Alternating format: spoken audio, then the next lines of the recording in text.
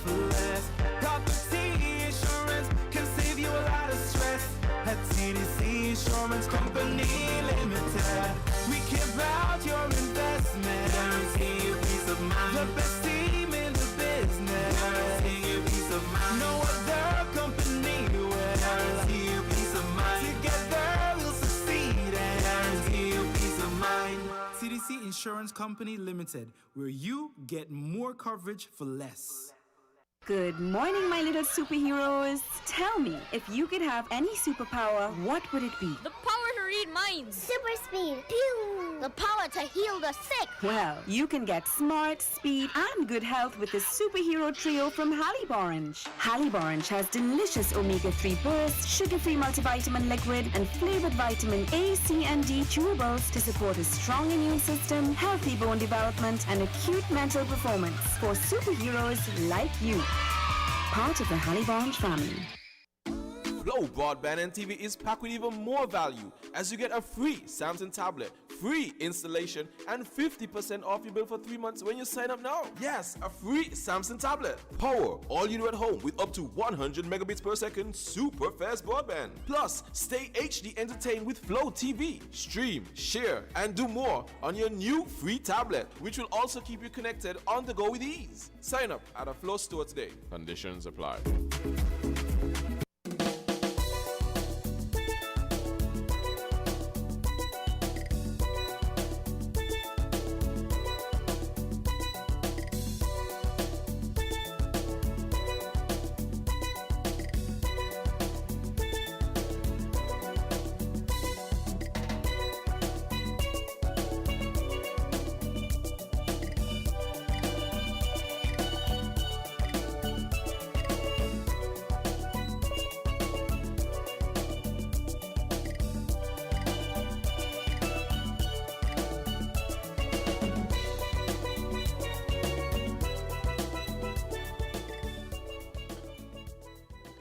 Good morning, Sinkis and Nevis, and welcome back to Voices. Welcome to Voices. Today is indeed a beautiful day. Today is the 23rd day of June 2021, and I am your host for today, Devon Cornelius. Good morning to all of you who have those of you joining via the radio. Of course, those of you via our website at www.winmediaskn.com, and those of you who are joining via social media. Good morning and welcome to Voices right here on 98.9, hosted by yours truly, Devon Cornelius.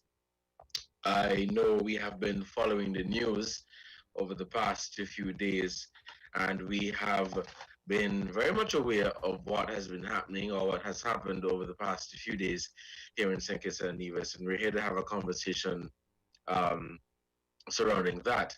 Later on in the program, we will be inviting Dr. Janice Daniel Hodge of the Nevis Reformation Party to get her view and her perspective of the whole COVID-19 situation and some tips and recommendations from her, as well as Dr. Cuthbert Sebastian. Dr. Cuthbert Sebastian will be joining later on in the program as well, and in his capacity as a physician, he will be giving some tips about ways to keep yourself safe from the coronavirus disease, and of course using the opportunity to encourage people, once you are eligible, to take the vaccine. And so stay tuned. We're going to take a break to say thank you to our sponsors for this program, and when we come back, we're going to start this conversation. Of course, those of you who are looking to call in later on in the program, you can call us at 466-0989-762 and 662. Remember, we're also live on Facebook at Win Media SKN, so you can follow us on Facebook, and you can also follow us on YouTube. But let me repeat the numbers again for those of you who would wish to call in. We're going to open the phone lines around 11:45 thereabout, because we want to get in our guests. Dr. Daniel Hodge will be joining us at around 20 past 11, and then we're going to touch base with Dr. Sebastian at about 40 past. The phone lines will be open in between. I'll be taking calls in between But the numbers to call are 466-0989-762 and 662. Let's take the short break to say thank you to your sponsors for this edition of Voices. And when we come back, we're going to start this discussion. Let's take the short break. We'll be right back. TDC Automotive is paying for you. Deposit? We're paying. 3-month installments? We're paying. Pay nothing for 3 months because we are paying. Take a moment, catch your breath, and roll out with ease. Save over $20,000 off your new Toyota Hiace because TDC Automotive is paying. Get your Toyota Hiace today. TDC Automotive, #1 for a reason. Terms and conditions apply. When the star them there, we a top man, we take charge. Have no we drink, we a shell down pass. Blast like a star in some gallopers. Overdo it, we take it too far. Take charge, take charge. Yeah, and gal, we set the trend. Magnum we drink for the top man them. Wine with the style, no stop from spin. At blend, back bend, and take charge, take charge. Magnum tonic wine, for the real star them. Take charge, take charge. Must be 18 or older, drink responsibly. Flow Broadband and TV is packed with even more value as you get a free Samsung tablet, free installation, and 50% off your bill for 3 months when you sign up now. Yes, a free Samsung tablet. Power all you do at home with up to 100 megabits per second super fast broadband. Plus, stay HD entertained with Flow TV. Stream, share, and do more on your new free tablet, which will also keep you connected on the go with ease. Sign up at a Flow store today. Conditions apply.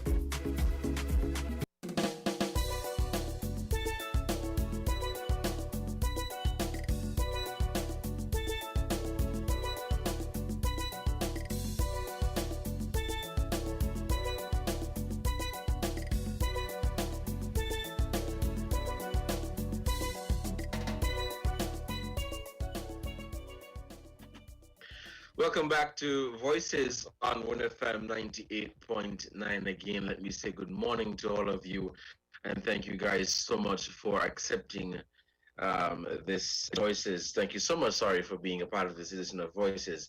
I'm your host for today, Devon Cornelius, and thank you guys so much for tuning in.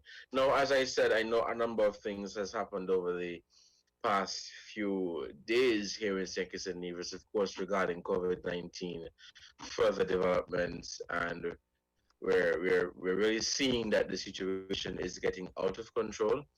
I think it is safe to say that it is getting out of control as it is now. According to the latest COVID-19 situation report, we have 289 active cases of the coronavirus disease, and the numbers are growing day by day. Of course, it is our wish, our hope that this whole situation would get under control. But we have to understand that we all have a role to play in making sure that we beat the virus. And so if it's that you have to stay home and only come out when it's necessary, of course, if you have to go and get something essential, then that is what the government is asking you to do. Only move when it is absolutely necessary. And of course, as other doctors have said, the best way to protect yourself from the coronavirus disease is to operate as if everyone you come into contact with has it. And so don't let your guard down, continue to wear your face mask, continue to follow the non-pharmaceutical measures, because I've realized with or without the vaccine, you still have to follow these non-pharmaceutical measures because these are what have proven to be effective.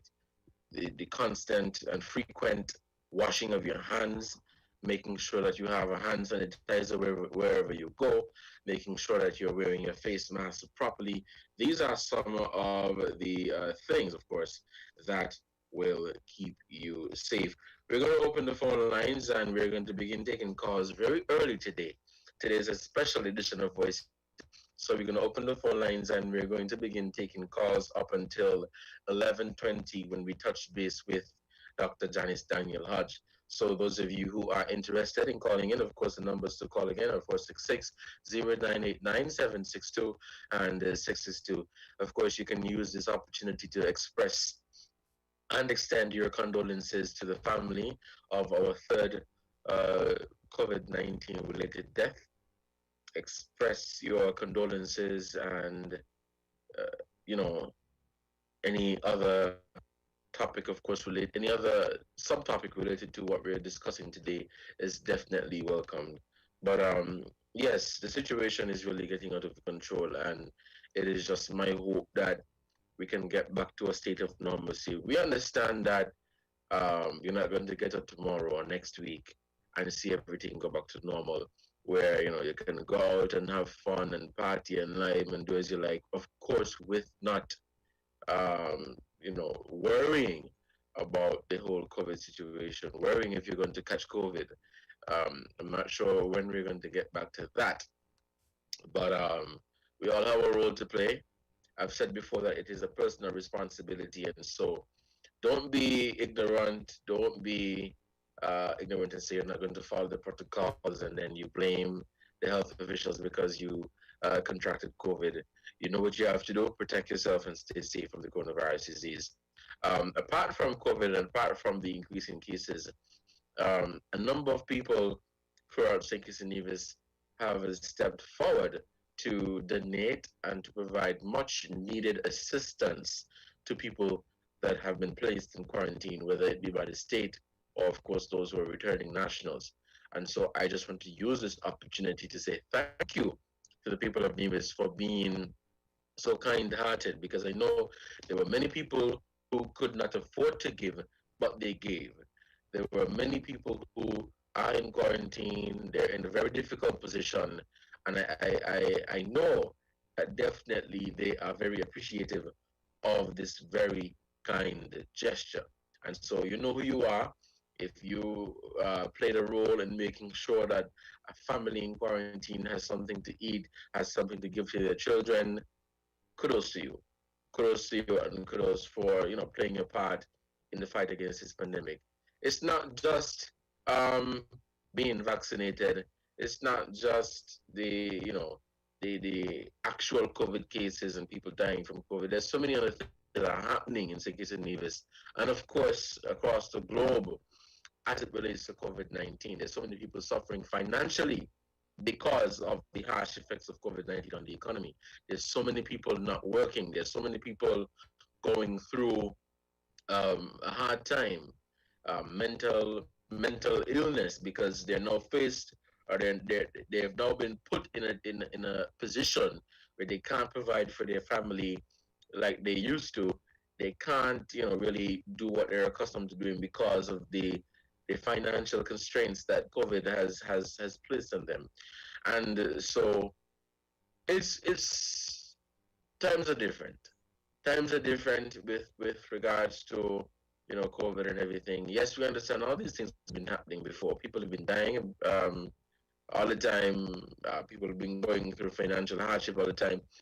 But in our lifetime, because none of us has ever seen a pandemic of this nature before, of a pandemic at all. And so in our lifetime, things are different. Things are really, really different. And, prior to COVID, we enjoyed a very, let me say, a good life. Everything was normal. Everything was good for everybody. But now we're in a very, very messed up position. But it's just my hope and my wish that everything would get back to normal as soon as possible, and that people will be able to go back out to work and to make ends meet for their families, to make things good for their families and be able to provide for them. Because I often say, and I like to say, who in the kitchen feel the heat? And so sometimes we may say that people got money, people not poor. We don't know people's financial situation, so we don't know what they are going through. We don't know what position they are in. And so if we know someone who we can help, if we know of someone who can help somebody else, then of course that is where we should go and make our input and say, look, I know you could help this family. I know a family that is in need, and I think they would greatly appreciate your assistance. Then play your part there. But the government has said to stay home. and don't go out your house unless it is absolutely necessary. And so, unless you have to leave your home, please don't. We understand that less movement is less COVID. The less the virus gets to spread. As health officials have said, Dr. Hazel Laws, the virus is more deadly and the virus is more transmissible. Of course, that is the strain that we have here now. They have said that they sent off samples to CARPHA, the Caribbean Public Health Agency, and they're waiting the results from those samples to determine what strain of COVID-19 we have here in St. Kitts and Nevis. And so we await those results. Some people have been speculating that we have the COVID strain from Brazil. That strain of the virus is more transmissible. It spreads faster, from what understanding, and it's more deadly. And so they've sent off some samples to be tested, and those results will determine what strain of COVID we have here. But I want to highlight something before we get Dr. Janice Daniel Hodge on the program. I've been hearing the health officials talk about the virus has reintegrated into the community. I'm not sure on a different planet, but I don't think COVID was ever in a community. Last year, around this time, we were under 24-hour lockdown. We were under all kind of restrictions, but I can't recall hearing any cases of community spread.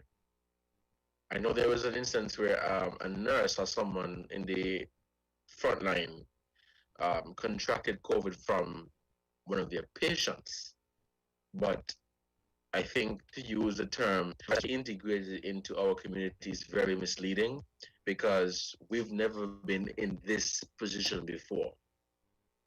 We've never been in this position before. Last year when we had COVID, people came to St. Kitts and Nevis. They were placed in a 14-day quarantine. They were tested, and then they were released.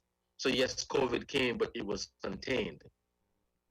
So it's very misleading for you to be telling people, or for you to be saying that the virus has reintegrated. The virus is not reintegrated because it was never reported to be in the community. I remember last year when they came and they said, we have another case, we have another case. They said after saying that these cases have been quarantined. These cases are in isolation. These cases are not integrating with members of the public. Of course, the same thing applied when we had students coming to attend university here. They would come, they would have to quarantine, and then if they are cleared, they are allowed to leave and integrate into the society. So it's very misleading and very confusing to say that.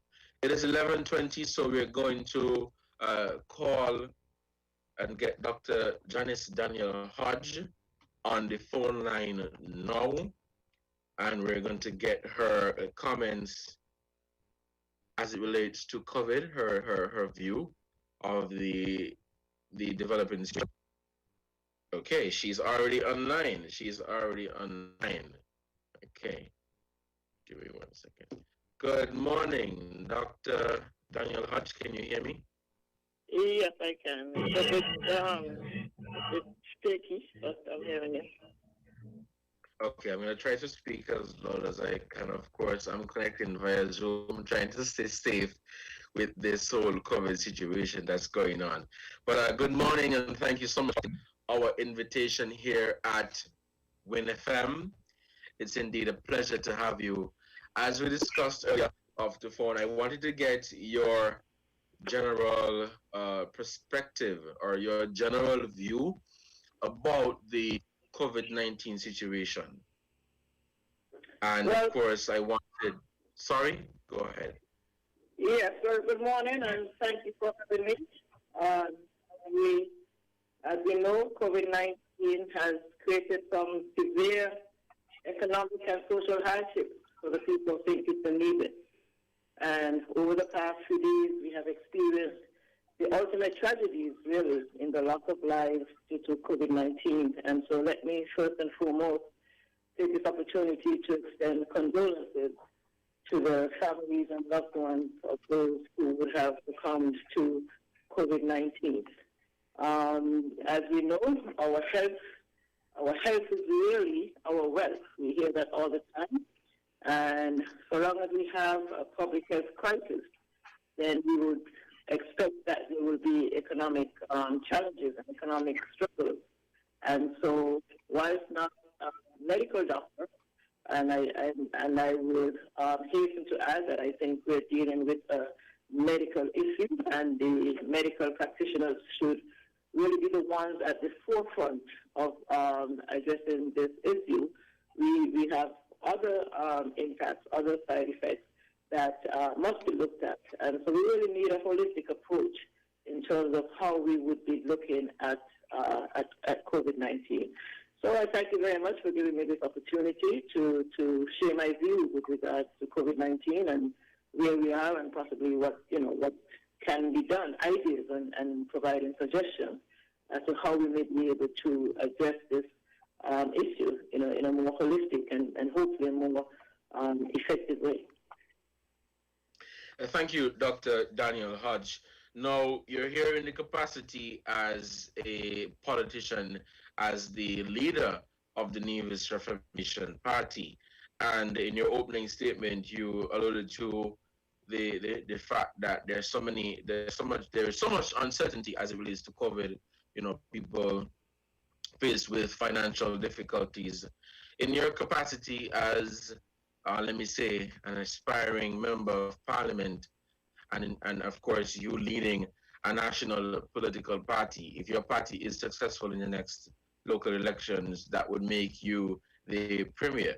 Can you say what an NRP government would have done to provide financial and social assistance if they were in office?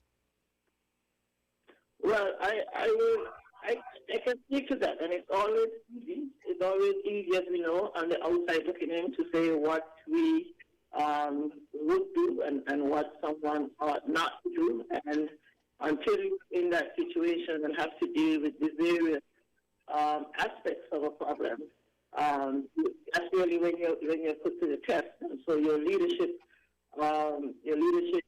mantra and your leadership mandate in times of difficulty really would come into play. Now, understand that it's a medical situation and there's some issues surrounding the medical aspect of the COVID-19. With regards to financial and social assistance, we recognize and we know that many persons are out of work. Many businesses are required to adjust their operations because of COVID-19. We have SROs that are issued, and we must be compliant. We must be law-abiding and try our best to adhere to those requirements. And so we know that impacted persons and businesses such as bus drivers, they're only allowed to operate at 50% capacity. We know that children are out of school. Some parents have to forego earning income in order to be able to look after their children who are not in school. We have vendors who are restricted, bars, restaurants, etc. All of these businesses have reduced income.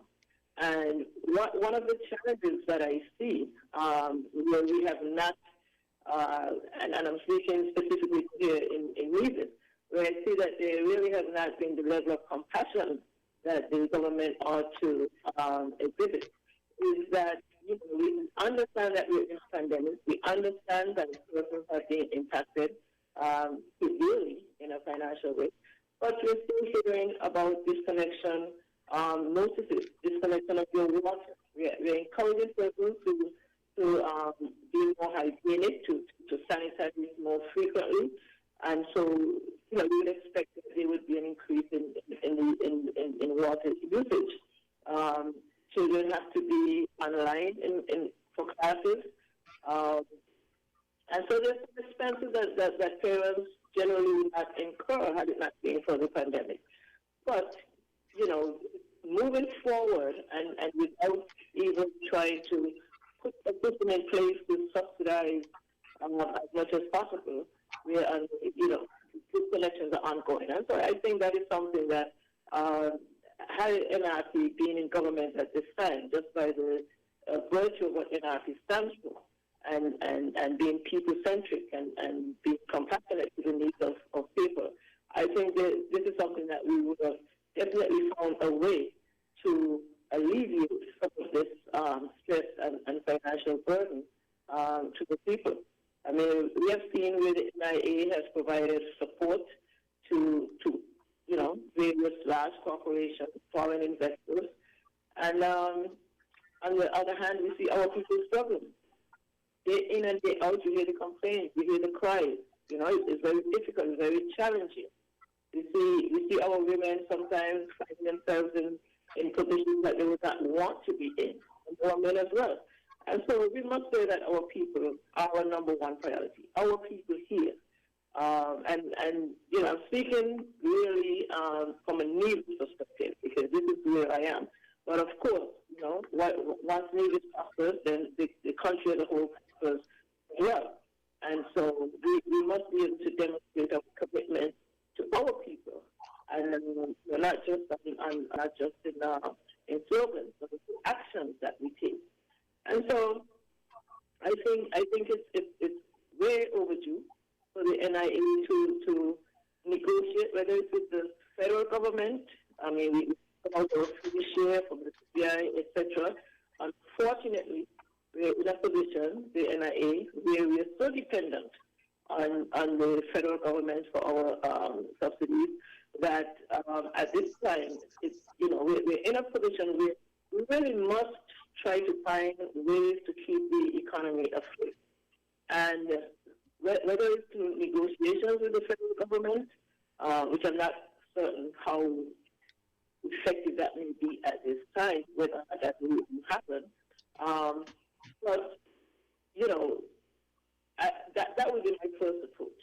And I would say if I were part of the federal government, I cannot see how I can sit 3 members strong in a federal cabinet and not be able to exercise some level of, representation for assisting the persons and leaders. And so if that is not an option because of the current, political situation, then the NIA has certain autonomy, and the NIA has certain exclusive rights. And so they can go into the House of Assembly and, raise their borrowing limit to where we can obtain funding to assist the economy here in Nevis, our small businesses, the area of agriculture, education. At this point, healthcare is definitely an area where we have to look at very carefully and see what is required, what is needed, what we can do. Social care, for sure, that is an area that would have to be provided some additional support. Persons are struggling, and you would want to know that as a government, you have put a system in place where persons can come into your social services department, express their struggles, express their concerns, and be able to assist in some way. We have a number of students who are out of school at this time, with the COVID-19, very limited. Provide some scholarship opportunities where our students can take advantage, although we understand that, these are very challenging times and it's very difficult to navigate in the outer world. But UV is still operational, UVI is still operational. Our regional educational institutions, which are closer to home for our students, provide some scholarships to students who are just sitting at home, have completed this form, but just sitting at home because, yes, we understand the COVID-19, but what are we really doing to try to alleviate the devastating impact of COVID-19? And so at this point in time, I'm saying that, where the government comes in, not necessarily in addressing the yes, we can encourage persons to take the vaccine, but I do not see it as the primary role of the government at this time. I feel the government's role as trying to deal with the social and economic fallout and the different things that we can put in place to help our citizens. The medical practitioners deal with the COVID-19, deal with the medical aspects of the vaccine, and working together, as I said, in a holistic approach.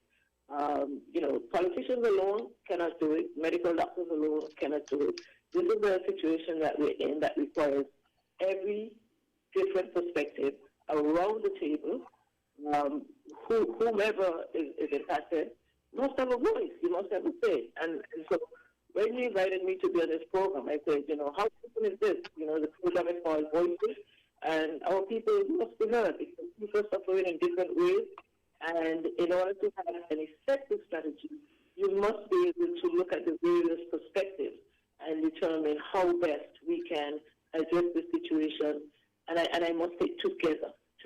We have to be able to work together, incorporate the different perspectives, and produce a strategy that even if it's not what everybody wants it to be, then everybody can understand how we arrived at this situation, who had to make a compromise here, who had to make a compromise there.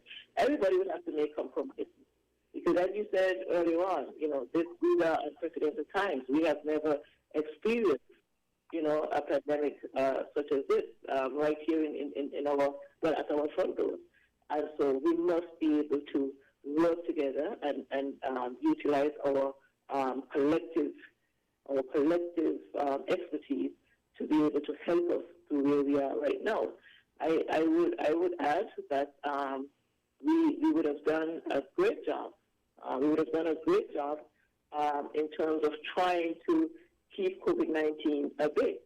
And in as much as it is here now, and when I say it is here, if it's in St. Kitts, it is in Nevis, because we do have that connectivity and that daily back and forth between St. Kitts and Nevis. And so we would have to look at, in terms of the testing, etc. So, that's some, a different area to look at. But in terms of the financial and social assistance that would be required, I think that falls squarely on the shoulders of the government, and to find creative ways, reach out to the diaspora, reach out to persons who can assist, build up our social services department, build up our medical units, because, if and when we get communities where here are needed, we do not want to wait until it is here to start, figuring out what we're going to do. Now is the time to engage all sectors and to come up with a plan that everybody can buy into, and we move together in order to address, COVID-19 and the financial and social impact that it has on people. Right. Thank you, Dr. Daniel. As we wrap up quickly, as I'll be joining with Dr. Cuthbert Sebastian shortly, I know you spent some years studying biology, and I want your recommendations as it relates to help to stop the spread or curb the spread of the virus, and what have you been doing to aid in the fight against COVID-19? Well, I must say, that really said to wrap up quickly, because there is so much to be said, right, and so much that has been done. But I will try my best to address quickly. And yes, I did study biology. In fact, I studied microbiology, and so I have some background, and maybe I have some awareness that other persons do not have. And it's because of that I recognize the issue with regards to vaccination hesitancy. There are other issues that we have to deal with, and in order for persons to participate in the vaccination program, they have concerns and apprehensions that must be addressed. And so persons who are fearful, genuinely fearful of taking the vaccination, They should not be categorized as being irresponsible or immoral. You know, there is a psychological impact. When people feel threatened or forced to participate in anything, then, you know, it creates a different level of concern. And so we have the non-pharmaceutical methods, and we must ensure the importance of dealing with those. But there must be some discussion at the governmental level regarding the availability of other vaccinations. Some persons are really concerned, especially women, about this particular vaccine that is available to us at this time. And you know, anecdotally, persons have indicated if another vaccine with less risk factors were available, they would be willing to participate. And so we really should not ignore the fact that there are risk factors associated with this vaccine, but take the time to understand what the concerns. We're hearing now about variants, and people need to know, you know, how effective is this one vaccine that we're using against these variants. And so, you know, looking at what has been recommended in terms of minimizing the transmission of the virus, we know that we need to develop a plan to identify and test suspect cases as quickly as possible. So we must, before the community spread gets here, we must be able to determine who will be considered suspect cases and how the community can help in identifying suspect cases. We say we're looking at an all-community approach, but the community, I'm not sure if we understand how they can really help in this approach. And when we look at the Vacation in Place program, for example, this program, if the adjustment has not already been made, then it must include a provision for testing visitors to our country upon arrival. And when it's upon arrival, that can be within a 3-day, 72-hour period. And the negative results must be provided before they are allowed to interact with hotel workers and other visitors. Now, in terms of once someone is identified as COVID-19 positive and they're not vaccinated, because once you're vaccinated, you will have the antibodies and hopefully be able to, fight off and get rid of the disease. But what is our plan for isolating infectious cases? And I'm speaking here now about measles, because we must begin to earmark the properties that can be used for isolation and how they will be managed. We also have to look at the status of herd immunity. We have heard over and over again, and we have listened to the task force members. Sometimes they refer to a target population. Sometimes they refer to an adult population. Sometimes they refer to a total population. And so these terms must be properly defined so that people can understand where we are realistically in terms of arriving at herd immunity. And so some of the things that we need to look at, in terms of testing and capabilities and what do we have here on Nevis in terms of stock and, are the testing kits are being provided by the federal government? What is the relationship in place? We know right now we have community spread and kits. We know that there's a large amount of testing ongoing. Is there an arrangement in place to say, well, X amount of kits are designated or allocated for Nevis, or are we operating and using the kits that we have on an as-needed basis? Where are we in Nevis in terms of our capacity to be able to test the persons who need to be tested? And in fact, how do we really identify the persons who need to be tested? What can people expect if they're identified as a contact person or as a suspect for COVID-19? What are the cost implications? These are things that we would need to do. But in addressing the question specifically in terms of from our biological background, people need to be aware of various options that are available, whether it's other vaccinations, whether it's other medical options, prophylactic options, etc. These are things that must be shared. And once people feel that you're being honest and fair with them and you're providing adequate information, then I think people will be more inclined to trust the recommendations and the suggestions and the requirements that are being put in place. So I try to. Right. Right. Thank you so much, Dr. Daniel Hodge, for that. And let me say again quickly, thank you for accepting our invitation. I do look forward to having you back to further provide your comments as it relates to COVID-19 and any other um, thing that is happening here in Kitts and Nevis, particularly on the island of Nevis. I just want to use this opportunity to encourage you to follow the non-pharmaceutical measures and to keep safe, stay safe during this time.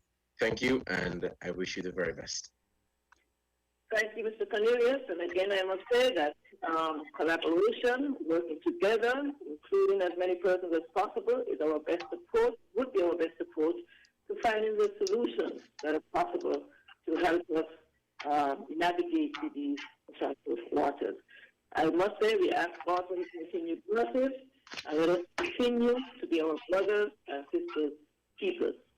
Thank you very much for the opportunity. You're welcome. Have a good one.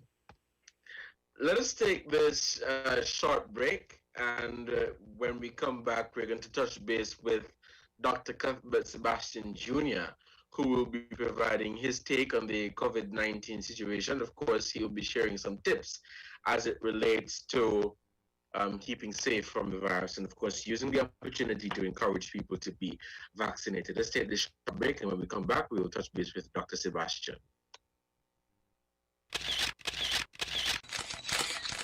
Know that you've captured those special moments. Turn them into lasting memories at the TDC Business Center. Purchase your photo print bundle and get a chance to win a Canon MG3010 printer. Click and print.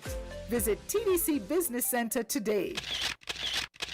WINN is 98.9. 98.9 is Win FM. Cool. Energize your goals with Lucozade. Get it cool.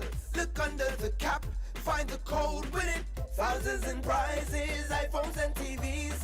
Or win 30 grand US dollars for your goals. That's goals. For a chance to win 30,000 US dollars. Purchase any Lucozade Energy promo bottle. Look under the cap and find the code to win iPhones, TVs, and free Lucozade or 30,000 US dollars to energize your goals. See website, social media, or press for details. Lucozade, taste the energy. Flow Broadband and TV is packed with even more value as you get a free Samsung tablet, free installation, and 50% off your bill for 3 months when you sign up now. Yes, a free Samsung tablet. Power all you do at home with up to 100 megabits per second super fast broadband. Plus, stay HD entertained with Flow TV. Stream, share, and do more on your new free tablet, which will also keep you connected on the go with ease. Sign up at a Flow store today. Conditions apply.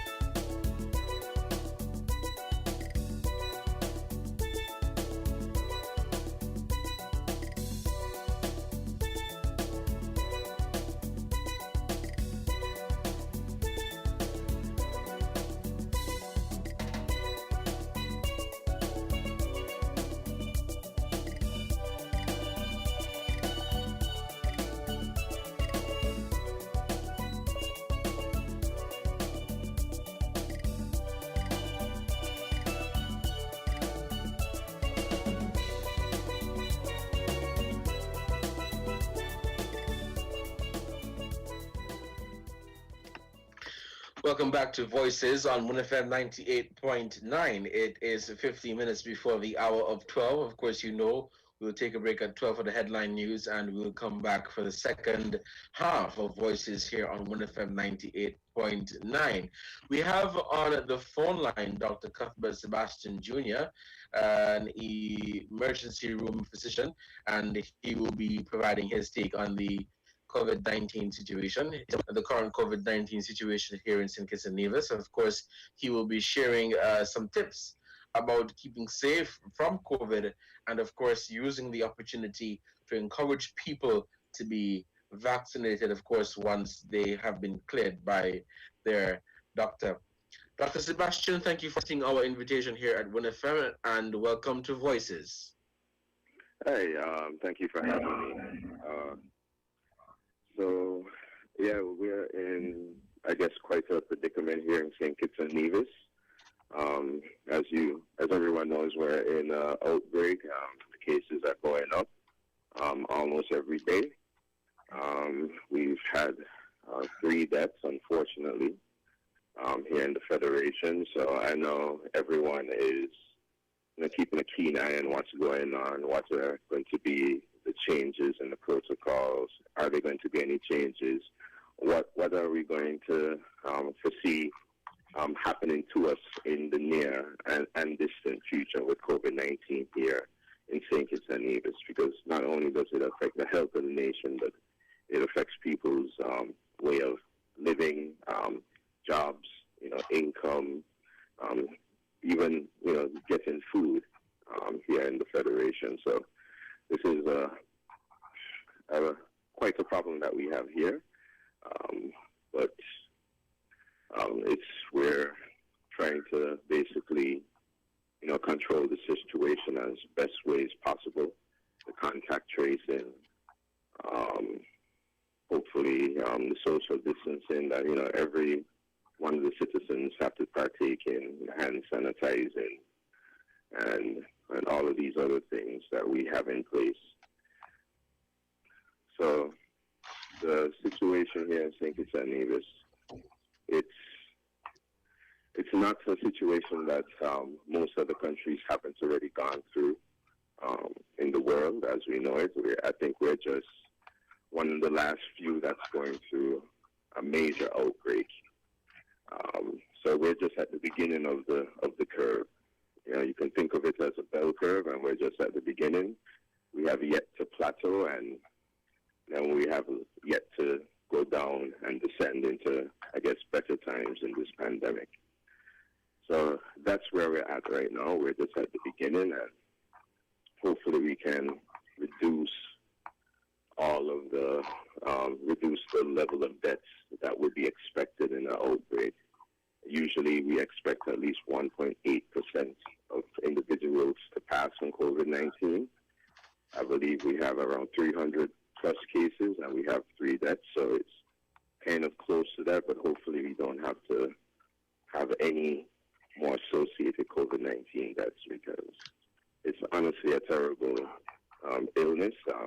You can seem fine one day, and the next day you can deteriorate without warning, and that's just how this disease operates.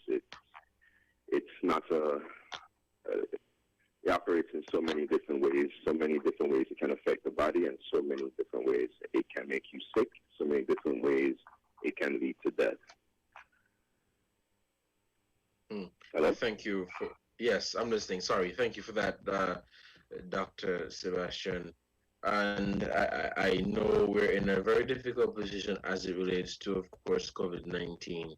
And again, it is indeed my wish that we would get out of the woods as soon as possible. Can you quickly share, are you hearing me? Yes, I am. Yes, I am. Okay. Can you quickly share some tips about people, or two people, keeping safe from COVID? What would you recommend at this time, of course, especially for those people who are not eligible for the vaccine? Okay, so, well, obviously the physical barriers of, social distance, you want to social distance. So at this point in time, I would consider everyone a positive case until proven otherwise. So even if you usually hang out with your friends and stuff, maybe you should, avoid doing that, because anyone can catch this illness. It doesn't discriminate against anyone. So social distancing is very important, extremely important, because cases are just popping up right, left, and center. And it could be friends, it can be family, so you just never know. So social distance is important. Make sure you sanitize, wash your hands as often as possible, especially when you're out and about. If you have some business you have to do, whether it's in the bank or something essential, when you're touching surfaces like doors or things, surfaces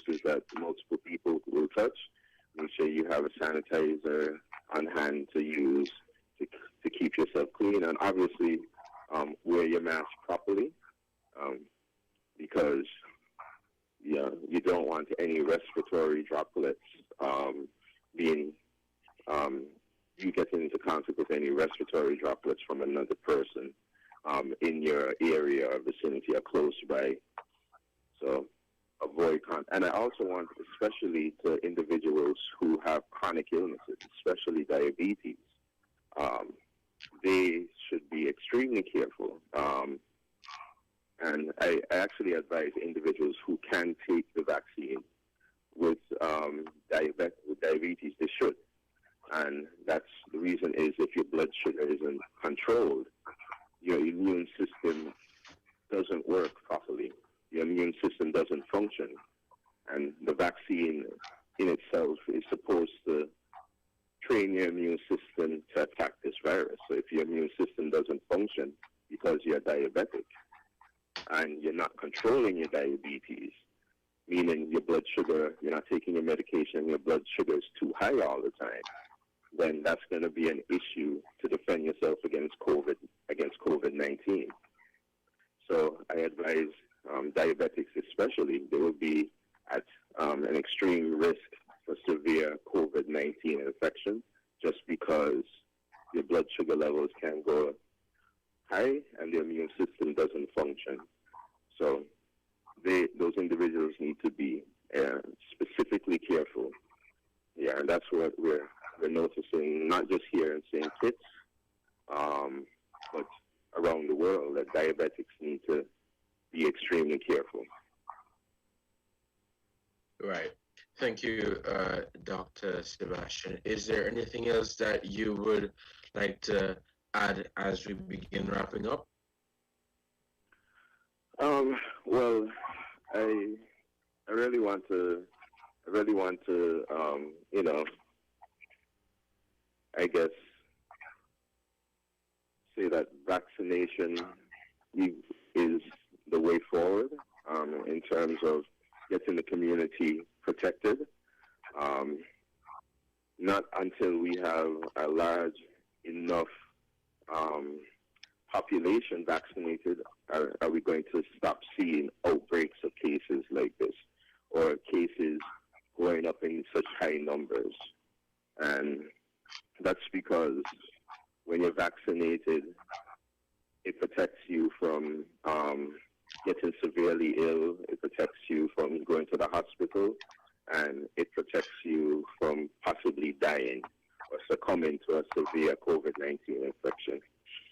And this is what the vaccination has been proven to do scientifically. This is what the data says. It increases your likelihood of survival. It increases your likelihood of avoiding severe illness. And this is the most important thing because I don't want to hear any more deaths here in the Federation. It's a hard thing to deal with when you see individuals succumbing to this illness that came out of nowhere roughly 2 years ago, 2019. So vaccination definitely helps to protect you. It's been proven in other countries worldwide that the vaccination rates, the higher the vaccination rate, the better protected the population is. This is what the data says. So I hope everyone will do their research and, take that opportunity to get vaccinated if they can, and hopefully protect themselves and their family members. Great. Thank you so much, Dr. Sebastian, for your much needed and welcome input here on Voices. Of course, using the opportunity to share your recommendations, capacity as a medical doctor, as a doctor, as it relates to COVID-19. Thank you so much for accepting the invitation to be on our program. And I'm hoping when necessary, we can have you back in the not too distant future. Continue playing your part. I know with assisting in the fight against COVID-19 here in the Federation of St. Kitts and Nevis. So continue to do what you're doing and have a great day. Of course, you know, I don't have to tell because I know you've been doing it, but following the protocols, making sure you have your mask, making sure you have your hand sanitizer and all of that. But again, thank you so much for accepting our invitation, and I wish you the very best. Thank you very much for having me. It was a pleasure. You're welcome. Have a good one. All right. You were just listening to Dr. Cuthbert Sebastian, emergency room physician, and of course we had earlier on this program Dr. Janice Daniel Hodge, and they were giving their take on the whole COVID-19 situation. Dr. Sebastian touched on, you know, some tips as it relates to the virus. Of course, people who are diabetic should be very cautious, very, very cautious, as the science has shown that people who have underlying health issues, they do severe illness, and I say death from the virus. So again, thank you guys so much for accepting our invitation. It is just 1 minute before the hour of 12, and we're going to take a break for the headline news, and we'll be back at 12:30 for the second half of Voices. I want you guys to stay tuned. We're going to come back for the second half of Voices. We're going to open the phone lines. I'm so sorry I wasn't able to get anyone in for the first hour, but definitely when we come back for the second hour, the phone lines will be open, and we're going to take your calls, your questions, your comments, whatever you would like to add to this edition of Voices. Until the second half, I've been your host, Devon Cornelius. Let's take this short break. I'll be right back.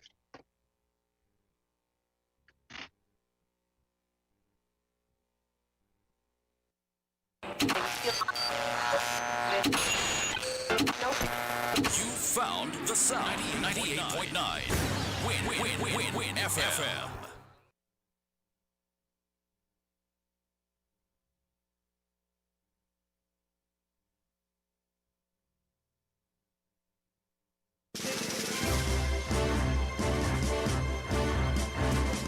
We now bring you the headline news. The headline news is brought to you by Caribbean Alliance, The Grange, KDP Enterprises, Carib Brewery, and Development Bank.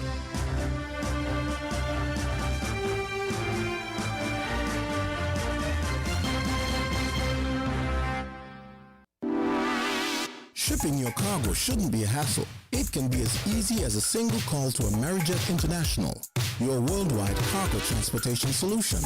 We provide all the services you need to ship your goods anywhere in the world, whether your shipment is fresh, frozen, large or small, alive or hazardous. You can count on Amerijet to deliver it safe and sound. Amerijet International. By land, sea or air, we get it there. For more information, visit us online at www.amerijet.com or call us at KDP Enterprises at 466-9595. We are faced with tough decisions every day, but choosing the right home or motor insurance shouldn't be one. You need fast claim settlement from a company that's been rooted for over 31 years. And don't forget the A-Excellent rating by AM Best. Make the intelligent choice. Caribbean Alliance Insurance. Reliable insurance that you can count on. Get a quote today for your home, motor, contents, and liability insurance needs, and make the intelligent choice. Caribbean Alliance. Tomorrow secured. Local agents, Dalil Walwyn & Co. Limited. Telephone 465-2631 or 469-5303 for the Nevis office. Everyone struggles at times. Even we too have our own struggles. Do you have a loan at the Development Bank of St. Kitts and Nevis and have fallen behind on your payments because of financial difficulties? Have your financial situation changed? If your answer is yes, visit the Development Bank of St. Kitts and Nevis or call 465-2288, extension 1101 or 469-5416 to make an appointment to discuss our debt evaluation and restructuring plan with one of our qualified officers. We are committed to working with you to make a sustained positive difference in your life. Maybe it's the way the brilliant gold liquid reflects our sunshine, or how the bright blue of its label mirrors the clear Caribbean skies overhead. Maybe it's the fresh, crisp taste of this beastly cold beer on a scorching hot day. Maybe it's even the way it brings us all together. But one thing is for sure, Carib is very much a part of who we are wherever we're from in the Caribbean. Carib. It's the way we play. Drink responsibly. Did you know that the Grange Healthcare Facility is the first purpose-built, non-governmental healthcare organization on St. Kitts?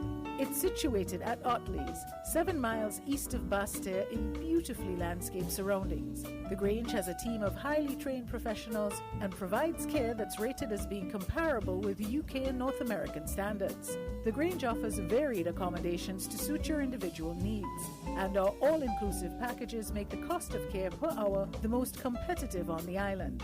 Services include convalescent care for all ages, daycare facilities for older adults, rehabilitation services, and training and continuing education for healthcare providers. For more information, call 466-5525 or 465-8020. Fax 466-8221 or email thegrangehealth@gmail.com or visit our website at www.grangehealthcarefacility.com.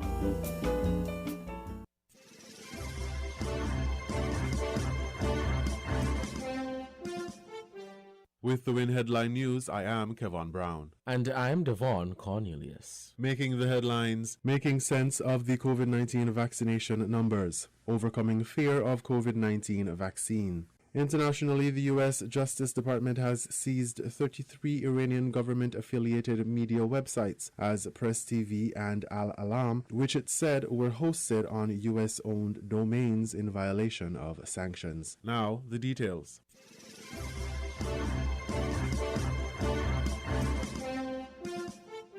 The death toll from the coronavirus disease has risen to 3 in as little as 5 days in St. Kitts and Nevis, with health officials reporting the first fatality on June 17th and announcing the second on June 21st.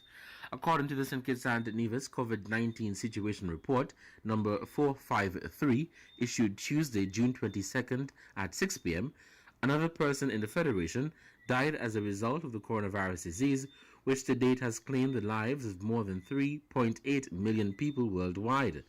The situation report also indicates that 27 new COVID-19 cases were identified in the last 24 hours, pushing the active COVID-19 cases to 289. Since the outbreak on May 19th, there have been 332 reported cases of COVID-19. However, since the start of the pandemic, the Federation has confirmed 377 cases of COVID-19, with 362 for St. Kitts and 15 for the island of Nevis. The situation report suggests that 85 people have since recovered.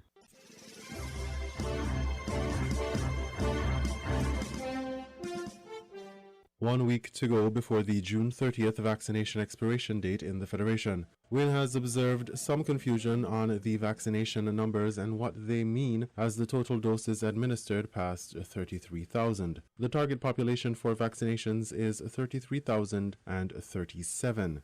The total doses administered stand at 34,336 as of Tuesday, June 22nd, and people are asking the question, haven't we reached the goal? At least as it relates to first doses. The simple answer is no. Based on the infographic provided by the Ministry of Health, the total number of doses administered includes the second dose. The number of first doses administered so far is 22,441. The number of people who have received both doses of AstraZeneca is 11,895. The number of people with only a single dose, 10,546. Around 10,500 people still need to receive their first dose for the Federation to meet the herd immunity goal. According to WIN's calculations, there are just over 7,000 doses left to be administered before the June 30th deadline. Still no date as to the arrival of the next set of vaccines in St. Kitts and Nevis. COVAX set a July to September time frame. Additionally, the U.S., through the COVAX facility, will donate about $14 million for Latin America and the Caribbean. However, the date has been pushed back as to the shipment of the donations because of legal, logistical, and regulatory requirements that need to be fulfilled.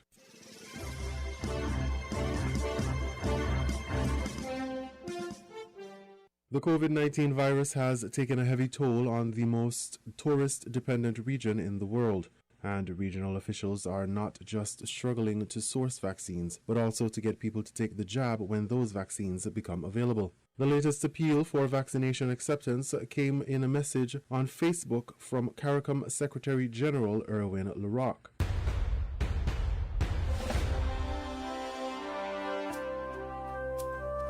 This is CARICOM Secretary General Erwin LaRocque. I took the jab, the COVID-19 vaccine.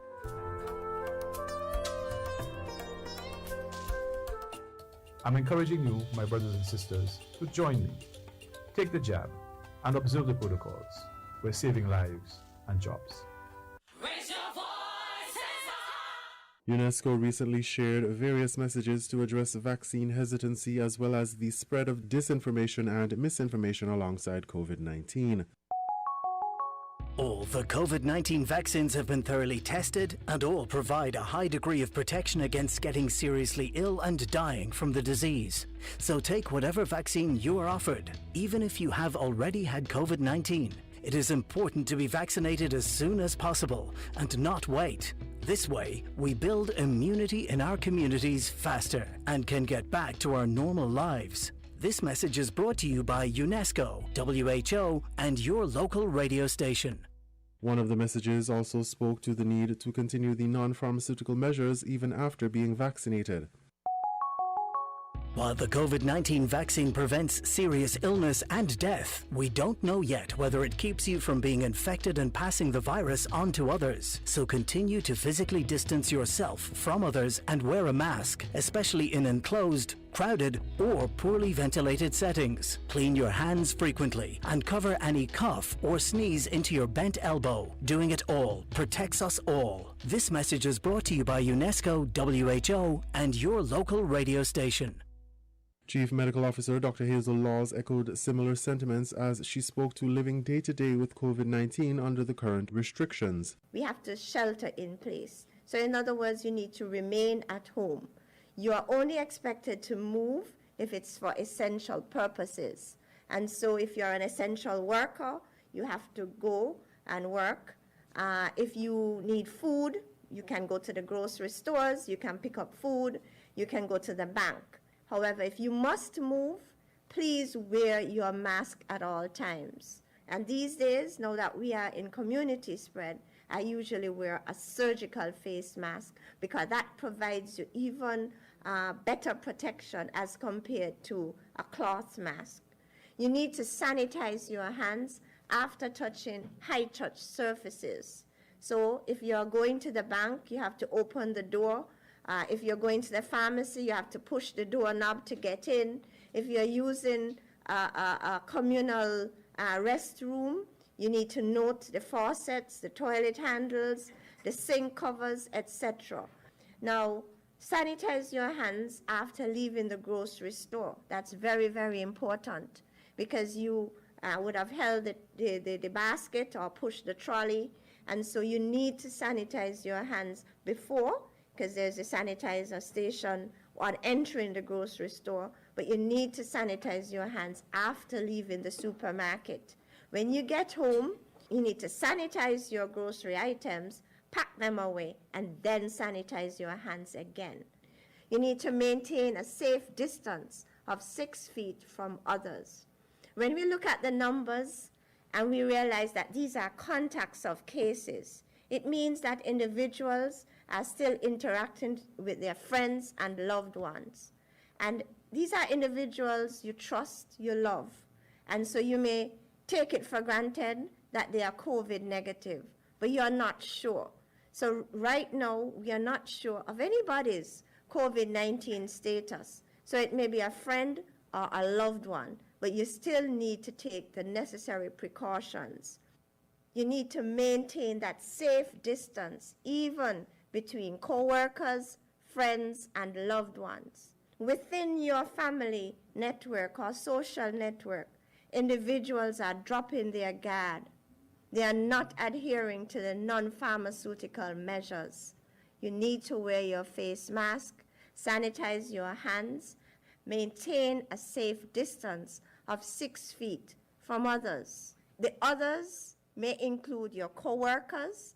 If you're an essential worker, it may include your close friends, your loved ones. We need to keep calm, maintain a balance in this stressful time. We need to empower ourselves with the facts about COVID-19. We need to empower ourselves by the facts about the COVID-19 vaccine. This may sound contradictory, but this is what it means to live with COVID. This is the new norm. Still, we are social beings, so we are asked to stay connected safely with friends and family and loved ones. We need to be innovative in so doing. Take care of your body, boost your own immune system, making sure you eat well, eat healthily, lots of fruits and vegetables, maintain adequate hydration, drinking adequate amount of water, make sure you rest, and of course, monitor yourself for the COVID-19 symptoms. And if you recognize any of these symptoms, make sure you get tested and get care. She made those remarks during the last press briefing hosted by the National Emergency Operations Center on June 21st. In regional news,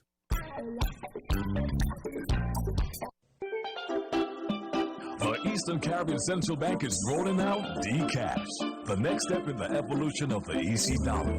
Use DCash to send and receive money to and from friends and family. Make payments directly from your smart device. Make payments from wherever you are. Download the app from the Google Play or Apple Store and sign up, or visit dcashec.com for more information. The future of the EC dollar is digital. Let's make history together. In this edition of the Caribbean News Roundup, part of Spain-based Caribbean Airlines retrenching 450 workers after a heavy financial blow. Another Jamaican community declared a zone of special operations. Mehul Choksi's alleged abduction received some attention in the Antiguan Parliament. And also vaccine-related developments in Grenada, St. Vincent and the Grenadines, and Cuba. The news coming right up.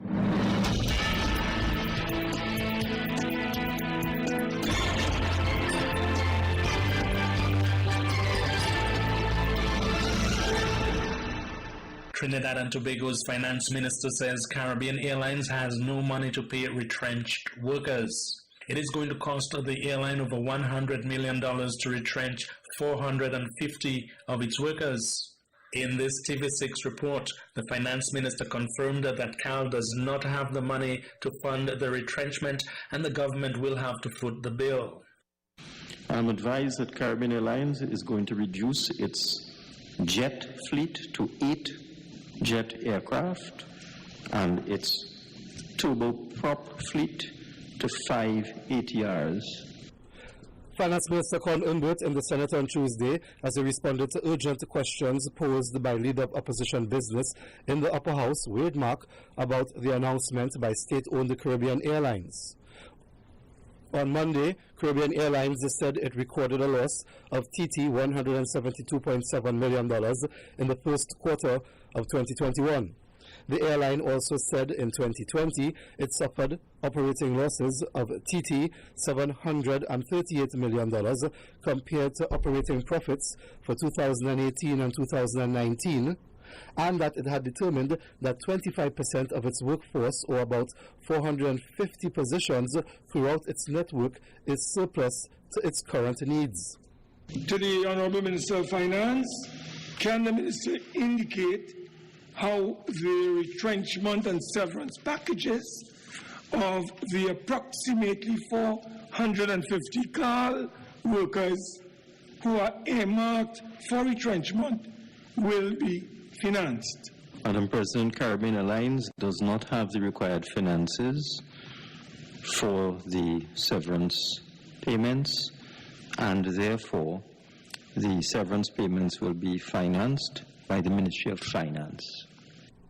The Finance Minister said Caribbean Airlines is now at the beginning of the consultation process regarding the proposed reduction in staff and is finalizing the exact number of personnel. Is the Minister aware whether the board has worked out the value as it relates to the amount that would be paid out if this figure holds of 450 workers or employees? Minister of Finance. Yes. The estimate given to the Ministry of Finance at this time, which is subject to finalization, is in the vicinity of $110 million.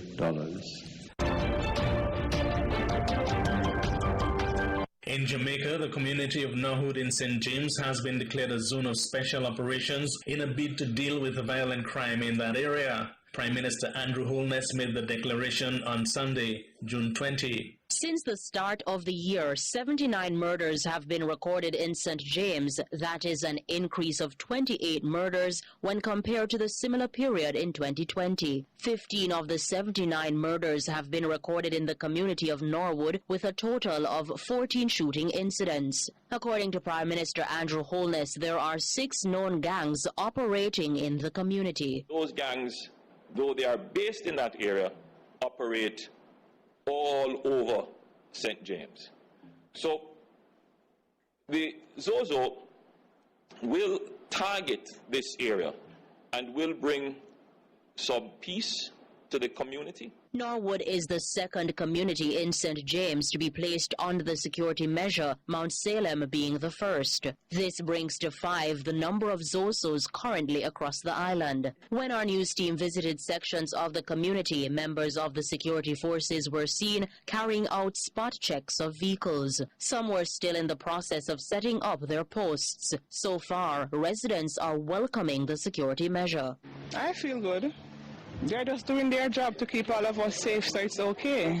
It's a good scene to see that Sunny Stewart and the police are now in the area, especially the shooting which is going on now in the whole Glenavon now there. Yes, I love to see it. Yeah, man, actually I feel more secure. Minister of National Security Dr. Horace Chang had previously stated that more than 21 communities have been identified as being vulnerable and volatile and could meet the criteria for the designation of a ZOSO. He, however, noted that it is not feasible to declare ZOSOs in all of these communities at the same time. Robianne Williams for CVM Live. Prominent Dominican attorney and former Member of Parliament Joshua Francis has filed a lawsuit against police officer Judy Etin of Anselm, acting Deputy Police Chief Davidson Valerie, and the Attorney General. The lawsuit filed earlier this month on June 10 alleges malicious prosecution and false imprisonment, breach of privacy, confidence, statutory duty, constitutional rights, and pretrial prejudice. Here's more from Carlisle John Baptist of Nature Isle News. According to his statement of claim, on Thursday, March 3, 2016, he visited the Criminal Investigations Department CID in Roseau at the request of an officer at the CID through his solicitor concerning an alleged report of indecent assault of a minor. On arrival at the police station at about 2 p.m., he was arrested and told to sit on a bench in the CID designated for criminally accused persons, and was told by Anselm and Valerie that he could not leave the police station. He was questioned by Anselm and at all material times denied the allegations for which he was arrested and or caused to be arrested. He goes on to state that late in the evening he requested his release to return the following day, but instead was placed in a cell at police headquarters in the absence of reasonable and probable cause. The cell in which he was placed was hot, dirty, and filled with stale human urine, excrete, waste food, and garbage, causing Joshua Francis, the claimant, significant pain, distress, and discomfort. His claim states further that he remained in the cell for 7 hours and kept in police custody for 28 hours before being released on station bail. I could not sleep because of the mental, psychological anguish and distress I experienced by an arrest and detention lacking reasonable and probable cause without evidence to support the subject, the complainant stated. The matter also became the subject of public debate contrary to Section 38 of the Sexual Offences Act No. 1 of 1998. He labels the decision of the defendants to prosecute him as motivated by malice because there was no evidence against him and there was significant evidence which could have caused any reasonable investigating officer not to charge him. He claims exemplary and aggravated damages for the unlawful malicious conduct of the defendants causing harm to his family, personal and his professional reputation. Also, he claims medical expenses for counseling $2,000, legal cost of $30,000, pain and suffering, special damages, social and economic loss as a husband and professional, among others, and further or other relief as the court deems fit, including cost. He is represented in the matter by Ronald Charles and Associates. The Mehul Choksi matter came up in the Antigua and Barbuda Parliament on Tuesday when Prime Minister Gaston Brown was questioned about allegations from Choksi that he was abducted and taken to Dominica. Let's hear what was said about that in the House from Observer Radio's Vivian Michael. Lawmen investigating the alleged kidnapping of Mehul Choksi from Antigua and Barbuda may have what Prime Minister Gaston Brown is calling, quote, individuals of interest, end quote. Prime Minister Brown was questioned in Parliament today by opposition leader Jamal Pringle about the mysterious disappearance of Choksi, who was later found in Dominica. Mr. Speaker, I'm not aware of evidence, but there's information in the public domain that Mehul Choksi was abducted, and I'm aware that law enforcement here would have done some research and perhaps may have some individuals of interest, but insofar as evidence is concerned, I am not aware that there's any such conclusive evidence. Brown also answered a question on whether the integrity of Antigua's borders may have been breached by the alleged movement of a sea vessel that left the island without proper inspections. Mr. Speaker, I am not aware that the vessel in question would have breached the security of the state. My understanding is that the vessel ostensibly that was utilized to abduct Mr. Choksi came here legally. So I'm not aware that there's any such legal breach as suggested by the Honorable Member for All Saints East and St. Luke. Prime Minister Gaston Brown. Indian-born fugitive Choksi is currently facing charges of illegal entry into Dominica. He claims that he was abducted from Antigua and Barbuda on May 23rd and taken there by force. He is expected to reappear in court on Thursday. He remains a patient at the hospital in Dominica, but was remanded to prison by a magistrate. The Grenada government's attempts to encourage the people of the country to take the vaccine is being criticized by the Grenada movement. The TMG has called on the Keith Mitchell-led administration to withdraw immediately what it considers a $10,000 cash bribe for vaccination. As GBN News has been reporting, the group is also expressing concern about what's described as an employee's ultimatum, job for jab. That all persons who have been vaccinated will automatically be entered in a lottery draw. And anyone who comes forward between now and the 27th will also be automatically entered into a lottery draw, which will be done on the 27th for $10,000 EC dollars.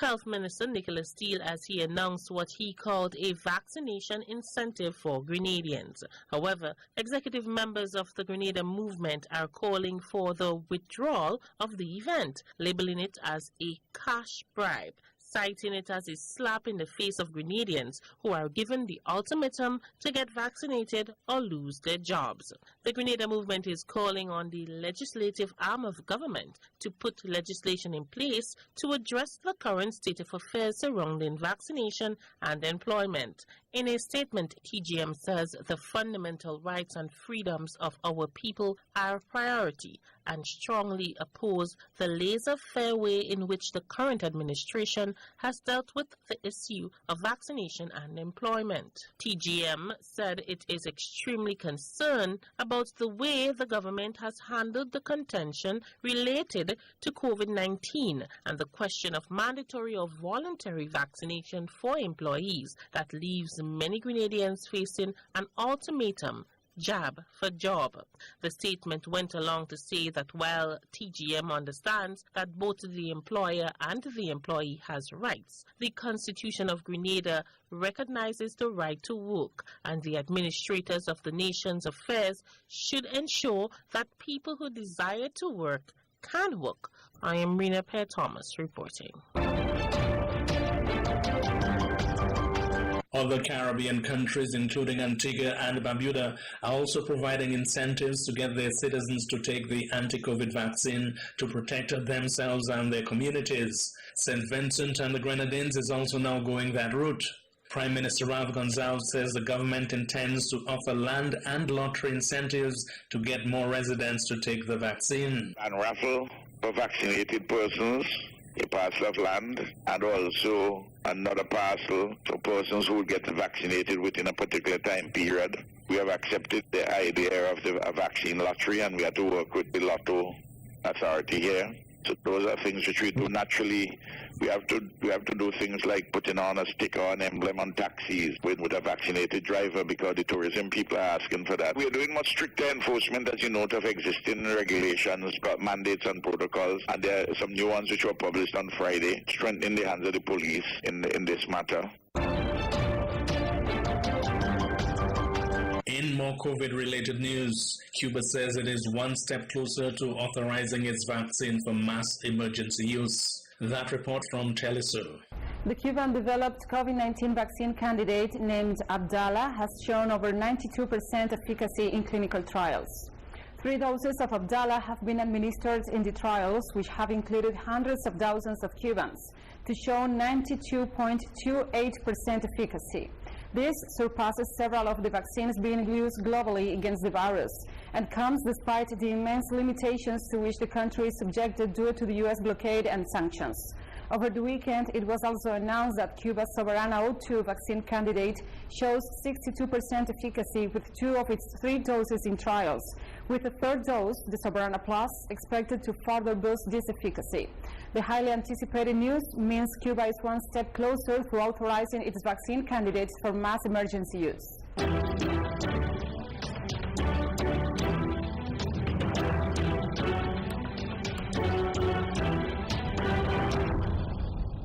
And that's the Caribbean News Roundup for today, Wednesday, 23rd June. I am Ken Richards. Thanks for listening.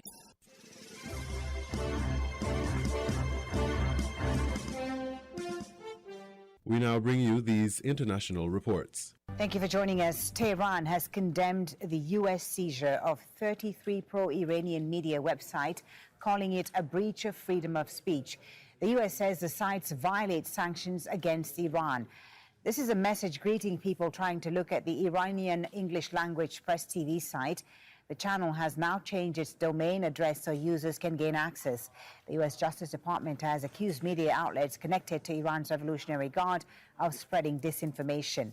A Hamas-linked Palestinian website has also been blocked. Let's bring in our correspondent in Iran, Dorsa Jabari, who's live in Tehran. So, Dorsa, tell us more first about these Iranian news websites that have been targeted and the reaction from the Iranian authorities. Well, this is the first time we're seeing such a large number of websites that have been pulled offline by the American government. Of course, they are using a local domain now to continue having their online presence, but it comes at a very critical time, of course. The Iranians have said that their sites are legitimate news organizations within the country. They belong to various branches of state television. And we've also heard from the head of the Iranian mission to the United Nations, who has condemned the act by the U.S. government, calling it a freedom of speech issue, it's a censorship issue, and that Iran will pursue the matter through legal channels. We've also been hearing from the President Hassan Rouhani's chief of staff at the weekly cabinet meeting. Let's listen to some of what he had to say. What the US did to Iranian websites was a breach of all principles of freedom of speech, which the United States is proud of. They restricted freedom of speech. We condemn this measure. We will use all our legal and international means to counter this wrong policy of the United States. It is not a constructive move at a time when nuclear talks are underway in Vienna. As you say, Dorsa, this is coming at a critical time, a delicate time in U.S.-Iran relations when they've been trying to revive the 2015 nuclear deal. How might these U.S. moves affect that? Well, it's certainly not going to help the situation. The 6th round of nuclear talks in Vienna wrapped up just a few days ago, and the Iranians are now deciding whether or not they will agree to the draft that's been brought together in Vienna. There is a special committee that's been formed with the various branches of government who are looking closely at the details of that agreement. We heard from the Iranian Foreign Minister Mohammad Javad Zarif, who said that the text he's reviewed is the final one they have at the moment, following months of negotiations in Vienna since April. So the Iranians are in a position to make a decision now. And of course, the newly elected President Ebrahim Raisi has weighed in on the topic as well, saying that he will continue to support what is in the best interest of the Iranian nation. But we understand that the Iranians have to make a decision soon. And there is an understanding that these kinds of activities or behaviors by the United States government will not likely go down well in a very conservative various branches of government that we have at the moment, and it will just make the work of President Hassan Rouhani and his negotiating team much more difficult to convince those various factions to agree to this document that's been brought back to Tehran. It will most likely delay any kind of decision by the Iranians to reach an agreement, but we are waiting also to find out. There is an IAEA technical agreement that expires on Thursday, and whether or not this will have an effect on what the Iranians decide to do next remains to be seen, but it certainly will not help the situation. Dorsa Jabari in Tehran, thank you very much for that update.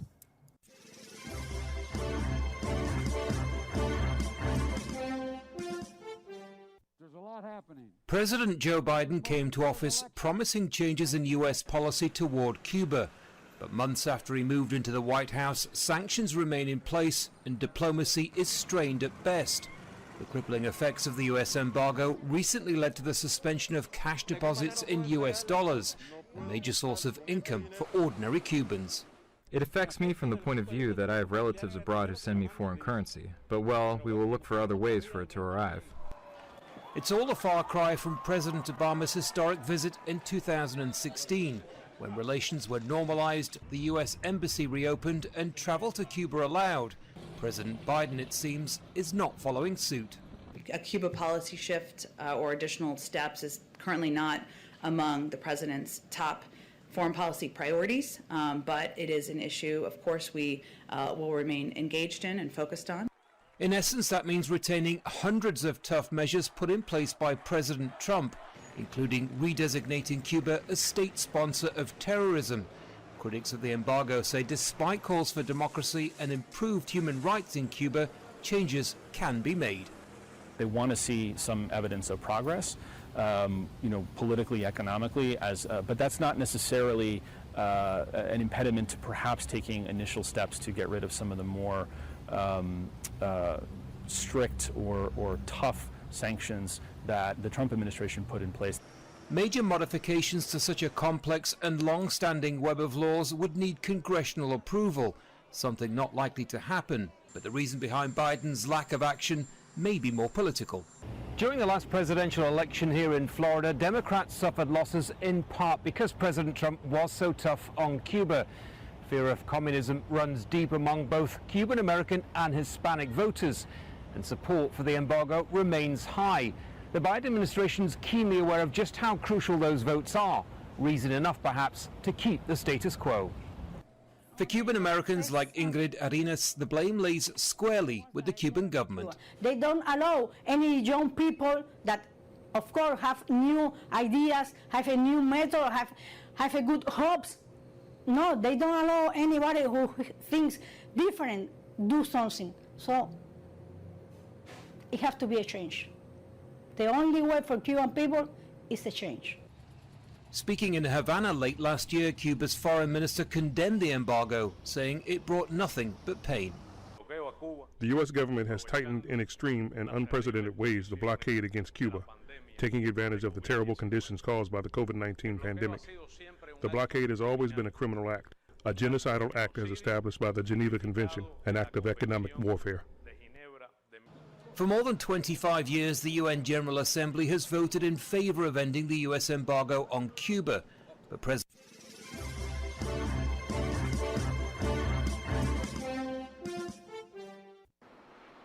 With 1 month to go before the games start, this was the rehearsal for the opening ceremony, with busloads of staff playing the part of Olympians. But the organisers are still unable to predict for sure how this Olympics will play out before the closing ceremony. Also being put on show for the media, the Athletes' Village, which will be home to 11,000 participants. It was originally planned for many of them to eat together in vast dining halls, but instead, competitors will be asked to eat alone. With extensive precautions in place, the organisers are insisting these games will be safe. I've stayed in the athletes' villages for a total of 11 times, 7 times as an athlete and 4 times as a team leader. But without a doubt, this village is by far the best. There'll be restrictions on when and where spectators can cheer or sing, and their numbers will be capped at 50%, which may be further restricted by the time the games get underway. What's more, spectators from overseas are banned, dealing a big blow to businesses like Mamoru Tanaka's sports bar in downtown Tokyo, already struggling with business down 2/3 during the pandemic. We were hoping the games would give us a boost, but I'm torn because having more customers can cause a COVID cluster. Equally torn, it seems, is public opinion in Japan about going ahead with these games. People are asked to make sacrifices and put up with the restrictions, but the government wants to hold the games with spectators. I don't understand them. We've waited a year, and we should just go ahead with a stadium full of spectators. There's not enough information about people coming from outside Japan and if they've been vaccinated. I'm concerned the virus will spread further. As official Olympic posters are unveiled, there are still so many unanswered questions. But finally, the biggest one is now seemingly resolved. The games will go on. Rob McBride, Al Jazeera.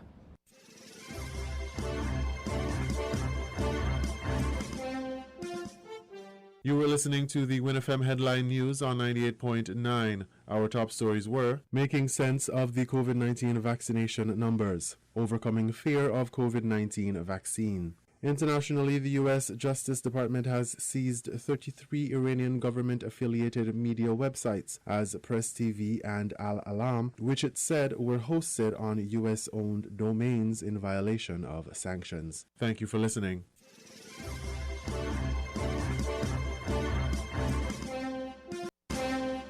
That was the WinFM Headline News. The WinFM Headline News was brought to you by Caribbean Alliance, The Grange, KDP Enterprises, Carib Brewery, and Development Bank.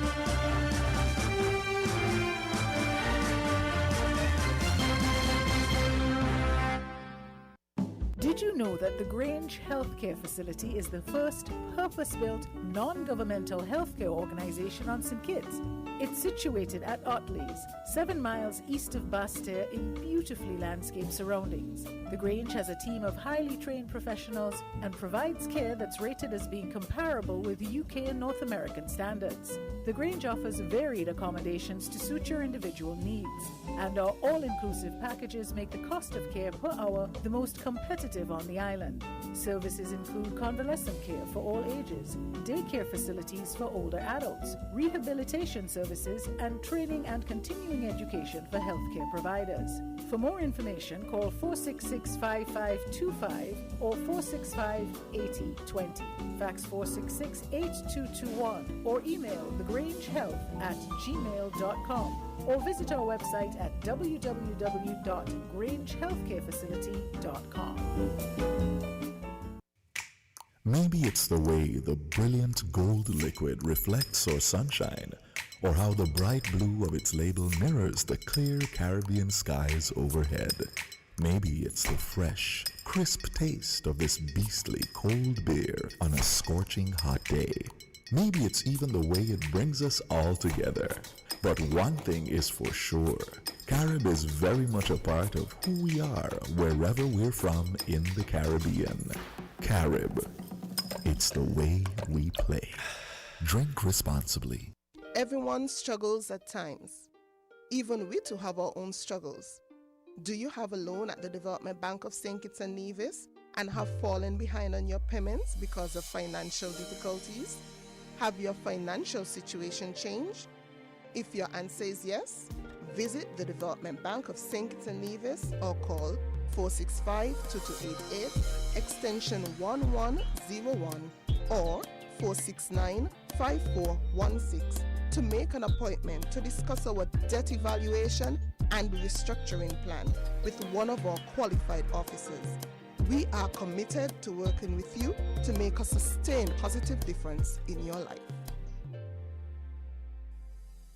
We are faced with tough decisions every day, but choosing the right home or motor insurance shouldn't be one. You need fast claim settlement from a company that's been rooted for over 31 years. And don't forget the A Excellent rating by AM Best. Make the intelligent choice. Caribbean Alliance Insurance. Reliable insurance that you can count on. Get a quote today for your home, motor, contents, and liability insurance needs, and make the intelligent choice. Caribbean Alliance. Tomorrow secured. Local agents, Dalil Walwyn & Co. Limited. Telephone 465-2631 or 469-5303 for the Nevis office. Shipping your cargo shouldn't be a hassle. It can be as easy as a single call to Amerijet International, your worldwide cargo transportation solution. We provide all the services you need to ship your goods anywhere in the world, whether your shipment is fresh, frozen, large or small, alive or hazardous. You can count on Amerijet to deliver it safe and sound. Amerijet International. By land, sea or air, we get it there. For more information, visit us online at www.amerijet.com or call us at KDP Enterprises at 466-9595. We're different. We're 98.9. 98.9. Win FM.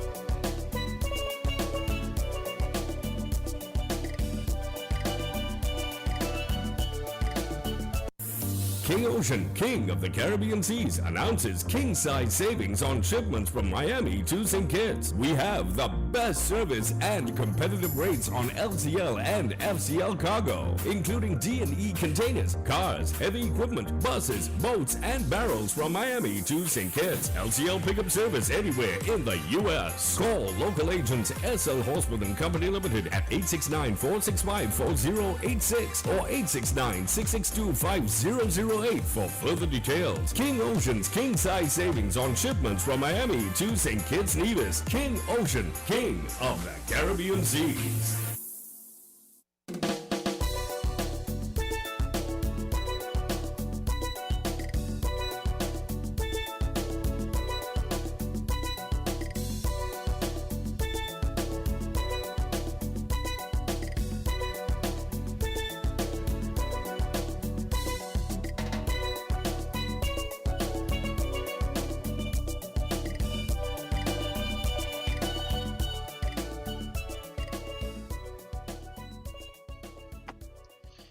Welcome back to Voices on WinFM 98.9. I'm your host, Devon Cornelius. Let me say thank you so much to you guys who joined us for the first Voices.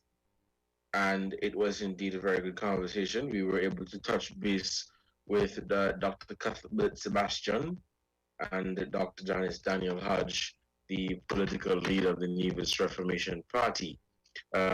Thank you to them for accepting WinFM's invitation to be here on Voices. We're back for the second half, and we're going to begin taking some calls. And so we're going to open the phone lines for you to call in and to participate in today's edition of Voices. Good afternoon to all of you who are joining via the radio, those of you via the website, those of you who have joined via our social media platforms. Thank you guys so much for tuning in. It is indeed a beautiful Wednesday. I'm giving thanks for life. The rain is coming down. Came on a little earlier, sorry. I see it as showers of blessings. Showers of blessings. Of course, I am on the island of Nevis, so if I don't know if rain is falling on St. Kitts right now. So I'm speaking to those people on Nevis. But yes, thank you guys so much for tuning in. The phone lines are open. Call us and let us have this discussion. It's centered around, of course, the situation of COVID-19, the developing situation, and we are now realizing, and I think some of us realized from the beginning, that we are not immune to the coronavirus disease. We are not immune to getting active cases or cases. We're not immune to death and severe illness. We are now in a position where we are seeing that the virus is beginning to show its ugly head. And that is happening because people are not really following the protocol. Somebody dropped the ball somewhere. Somebody dropped the ball somewhere. Somebody messed up. Because I would say that last year, or prior to May 19th, we were doing a pretty good job in terms of our management of the virus. We did a very good job in terms of keeping it at bay, keeping it off our shores. You know, we had a strict 14-day mandatory quarantine protocol. Of course, you had to show proof that you have been tested for the coronavirus, and your test had to be negative. And so the health authorities did do what they thought were best to safeguard us from corona and to make sure that we continue to live normal lives, or on a state or a sense of normalcy. But we have our first caller for this afternoon. We're going to take that call. Caller, good afternoon. You are live on Voices. Good afternoon, Devon. How are you doing? Good afternoon. I'm giving thanks for life. And you? You're hiding out in the motherland? You both running, you know. Great. Huh? Abandon us in our time of need? Yeah, I know the boat running, but I'm trying to stay safe, so I'll stay put. Davis sweet? Davis nice? Davis is nice, yes. Anyway, good afternoon to all the listeners at home and abroad. A little laugh is good, eh? The Bible said laughter is like medicine.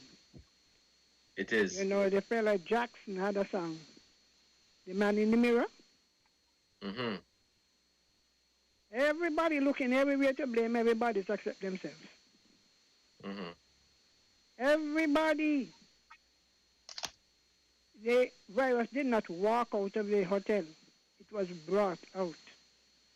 People finding, I'm sure the man did not, the Argentina did not leave the hotel and go down the road. It was taken out and nicely distributed. And a lot of us, like the Bible says, you know, he who is unjust will be unjust still. No matter how you warn people about their own very soul, I always come with that. The same response we get, I always come with that. I put on a mask. Well, last night, now this thing has taken a deeper political turn. Where opposition parties are now claiming that if they were in power, they would have done a better job. How do you prove that? How do you prove that hypothesis? You know, if I may add to that, and this is my humble opinion, I don't think so. And I'll say why. Because COVID knows it doesn't know what color you wear, Miss Henry. It doesn't know whether you are a Labour, a PAM, a CCM, an NRP. It doesn't matter. About candidates, you know. To say that if this government was in power, it would have been managed better, or we wouldn't have been in this position. I can't agree. Maybe they would have had better policies, but in terms of being in this situation, we don't know, because we all thought we were going good. No, we say that because we look at what is happening and say, well, I could do that better. Now, last night I was listening to Van Radio, which I like to listen to, on Tuesday nights. Yes. And a potential candidate for the NRP was on. And I was surprised at the turn of the comments she made. First thing she asserted was that Dr. Wilkerson and Dr. Laws are not qualified to manage a pandemic. She said, well, they're not trained for that. She's trained for it. And further asserted that there is no epidemiologist attached to the task force, which is incorrect, because if Yusuf can remember, I think it's 2 came in from the Cubans, and they remained here. You know that? Yes. Yeah. It is the Cubans who are managing the ward, you know. The Cubans, I think 11 of them came in, something like that, or 2 epidemiologists and 11 nurses, whatever, came in for that purpose. So to assert, well, oh, they wasn't trained for that, so they really don't know how to manage we would have done a better job. I was so disappointed because I like the young lady. But this is what is happening, you know. Opposition parties now bolstering themselves. Oh, we would have done a better job. And trying to, because what it does, you know, when you start to discredit the people in charge of the system, you are creating distrust. They're not qualified, so they don't know what they're doing. So you know who know less. Because you can say, well, if they are, if that's the CMO and she don't know, and Dr. Wilkerson don't know, well, who am I? What do I know? And that is why I have said that the opposition parties have failed their duties in that they have people qualified. I keep saying it again and again. They should have been out there also giving of their expertise. Don't tell me about nobody. They didn't invite me, nobody asked me. Take a look at Ike. Nobody asked him, you know. He didn't wait for nobody to come tell him, well, boy, some people need something. He saw a need and he filled the need. The same thing, if you find out that, look. Yeah. And you know, I'm not to cut you off, but I'm going to agree with you there. I too heard the argument that, well, we weren't invited to come and assist. I'm sorry, but nobody has to you have the expertise, you have the knowledge. I would say do your part. If you think that people are not taking the vaccine because they don't know what it is about, then you put on a sensitization program to say, look, this is what we know about the vaccine, and this is what we want to tell you about the vaccine. If you think people are not following the protocols, you put on a town hall meeting to really encourage people to be That's more what I say. COVID-19. You had on Dr. Sebastian a while ago? Yes. He didn't say, well, don't call me, because one of them telling me, well, oh, the medical and the dental association was not involved. I said, government pay most of their scholarship. You hear me? If you went UE, they paid your economic costs. If you went to Cuba, the government send you. So don't come tell people, well, that, and that is the problem a lot of us, you know, we don't have no sense of loyalty. Even the way they act, some doctors charge the like a poor person walking, they want $180. They don't have it, you know, but you can't go. And these are people who have been educated at this partially by the state. They go to Cuba and they come back. Everybody wants to get rich quick and hear them, oh, we have debt. What happened to all those who do economics, psychology? They have a 10-year loan, you know. My daughter went 10 years, you end up paying the development bank. 10 years. And that they don't have a situation where they could get a job that could help them to pay off their debt in 2 and 3 years. But there are some professionals who want to pay off their debt in half the time at the public expense. Now, who want vex? I went and I did an economics degree. I didn't go to learn to cook. And anybody who knows about economics is a very hard course to do. I never had a chance to redeem nothing. So I'm saying to all those who are sitting down on the side, nobody asks me. The ordinary man is who getting up helping his neighbor. Don't tell me no medical association and dental association waiting to be asked. It's a shame. And a lot of your doctors need to be doing better. They need to be doing better. Right. If people don't understand, right. you have the gift. Sorry, we're going to take some more calls at this time. Yes, go right ahead, brother. You want to take some more calls at this time. Thank you for your contribution, as always. We are going to take some more calls. The numbers to call are 466-0989-762 and the 662. Very, very wise words, good words by the caller. We have another caller. Let's take this call. Caller, good afternoon. You're live on Voices.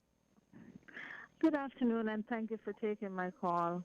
I have to reiterate that Dr. Wilkinson and Dr. Lois are doing a fantastic job. They work very hard, and we should support them and encourage them as much as possible. I can't imagine the kind of stress that they go through on a daily basis as they work tirelessly to keep things under control. There's no need to knock them down at this time. I have to commend Ken Richards, who used to be a journalist at WinFM, for, bouncing forward and having a Caribbean news roundup that I've noticed being played on WinFM News during the lunchtime period, I'm sure, in other places around the Caribbean. Ken Richards used to make reference to people who would speak on Voices, and it used to be cute in a nice report, this person, according to a caller on WinFM. But you know what I've noticed? I've noticed that in some probably government quarters, some of the speech writers take things right off of WinFM and use it. Just say, according to a caller. Don't use it as if it's yours. Journalistic protocols would necessitate that you make proper reference. So it was something new. You never heard it before. You heard it on WinFM. Make journalistic reference to where you heard it from. Don't just put it in a minister's speech if you're the speech writer. That would be the proper thing to do. Besides that, I would like to make some recommendations that I think can help serve the nation. One is that we reduce the cost of the COVID test.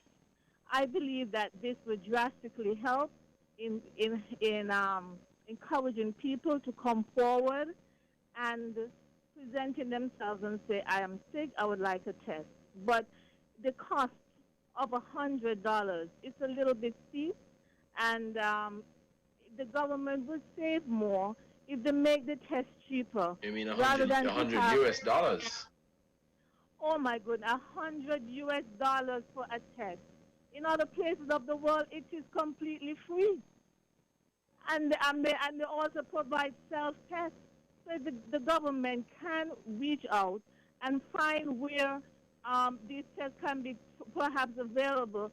And we need more, but it need not be that expensive, $100 US. If I feel sick, I don't have milk and sugar and eggs to eat. I wouldn't necessarily want to go to the bank to borrow $100 US to get a test. But if the cost is drastically reduced, you have more people coming forward and say, I feel sick, I need a test. They would not necessarily want to volunteer at the first,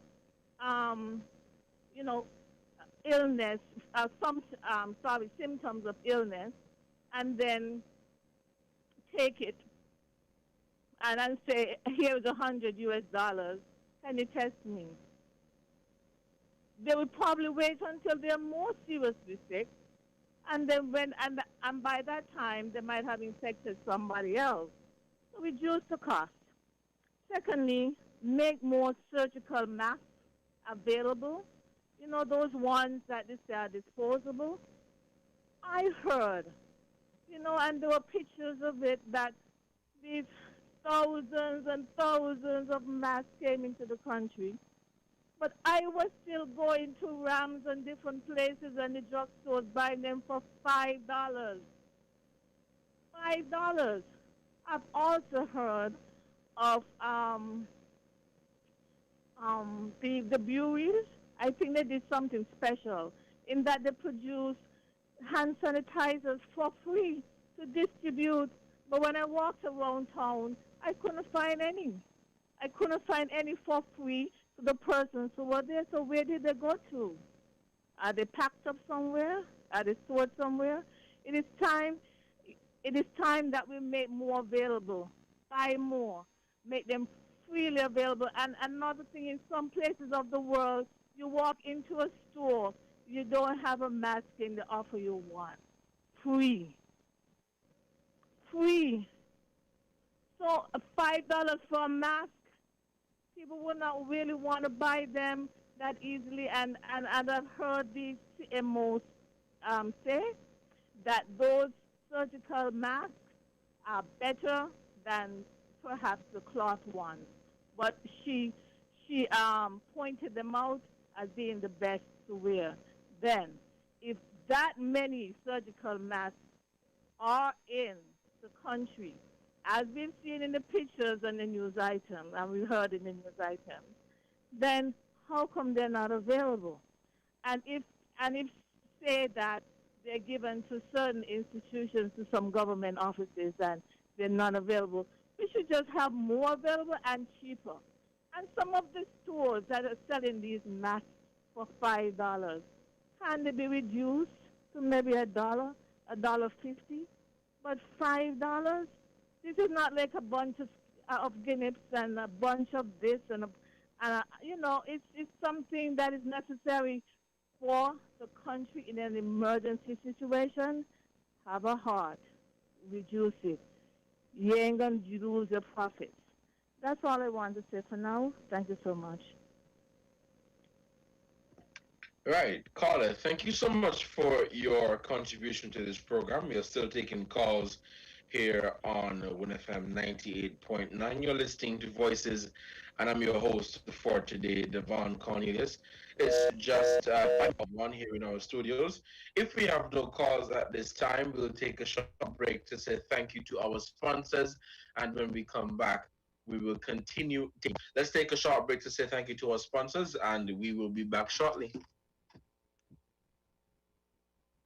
Run to Hosford's Furniture and Appliances in Ashley Furniture Home Store now and get a chance to win free groceries for 1 year. By popular demand, Cashback is back, but this time Cashback is back with more quality appliances, more great prices and fantastic deals, more of Hosford's fabulous FlexPay payment plan, and more free groceries. A whole year of free groceries. Come to Hosford's Furniture and Appliances in Ashley Furniture Home Store today and get absolutely free groceries with every higher purchase and a chance to win free groceries for 1 year. Great deals on furniture and appliances. Get cash back for free groceries with FlexPay higher purchase and a chance to win free groceries for 1 year with every $500 spent. All great reasons to shop at Hosford's Furniture and Appliances in Ashley Furniture Home Store this coupon season. Terms and conditions apply. See stores for details.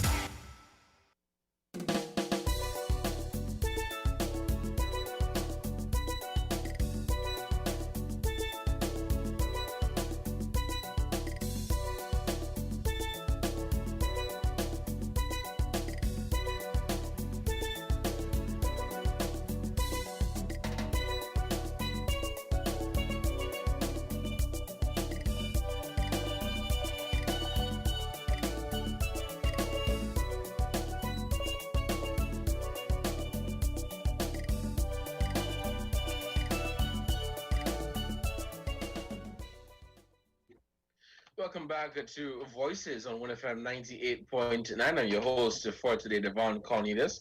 It is indeed a very beautiful Wednesday afternoon here in St. Kitts in the U.S. We have another caller on the line. Let's take this call. Good afternoon. Good afternoon, caller. Can you speak up? Good day to you. How are you? I'm doing good, thanks. And you? I'm all right. Okay. Now, there is a saying that which goes, we must be careful what we ask for because we just may not like what we get. Now, it seems like the blame right now is being placed on the opposition because of what is happening, whether real or imagined. But we need to be careful because when we usually hear people say, persons need to get on board with the fight against what is happening. What persons really mean is that persons are expected to push a particular narrative, a narration of acceptance. There's nothing perfect on this earth. And the way that we are behaving, it is as if there isn't a downside to all of what is happening. The thing about it is, for some persons, they are sourcing information from all quarters, and they are arriving at their conclusion. Now, we expect everybody to jump on board and say, hip, hip, hooray. It is not going to happen. And in some other cases, where if people, listen, everything that has been put out there, it is not wrong. It is not wrong. And everything that is said to us is not right. We need to face that. Because we need to understand, we have no virologists here. We don't have medical scientists. We have done no research. We have nothing of that sort. But we are pushing a narrative as though it belongs to us. And we are not sitting back and trying to apply common sense to this. No, we must be honest, and we must be fair, because we say that we are 98 plus whatever % literate. Mm-hmm. Not everybody is going to say the same thing. No, a caller mentioned a name, and let me mention it, Ike. And I'm not here to push anything for him. He's old enough to defend his own self. But what I am saying, look at how his name is being dragged, and look at how he is being crucified, and I could even say verbally lynched. He is being called anti-vaxxers, and now it has gone as far, because I didn't hear it for myself, but I only heard it being mentioned through the lips of others, that he's now being blamed for the deaths of persons who they say is dead from the COVID. I'm talking about their blood is on his shoulders. Now, I mean, from where these things get in? If this was in another country, do you all know that his life is being put at risk? Because somebody might have done Ghana thing. And the way we're speaking here, listen, we are only leading to civil strife and unrest. This division among our people about vaccinated and unvaccinated, how could an unvaccinated person be such a problem to someone who is vaccinated? It can't happen unless something is wrong. Persons who are not vaccinated, employers are encouraged to send these people home. When the Bible says, by the sweat of a man's brow he shall eat bread, and if it doesn't work, he shouldn't eat. You're going to take bread out of somebody's mouth, put them on the bread line. So what do you expect to happen? A hungry man is an angry man. So when things start to happen, you're going to send the forces out against the person, where these people who make up these forces, they're stupid. You see what we are causing among us? We are not thinking, and we're just falling. We're just thinking with our tongue. We're not using our brain. There's a proper way of going around this. We need to become knowledgeable of self and what is going on, because it's only going to lead to problems, and this is what it is designed for. Impoverished nations, impoverished people, and lead to strife, fighting, because this is what is going to happen if we don't be careful.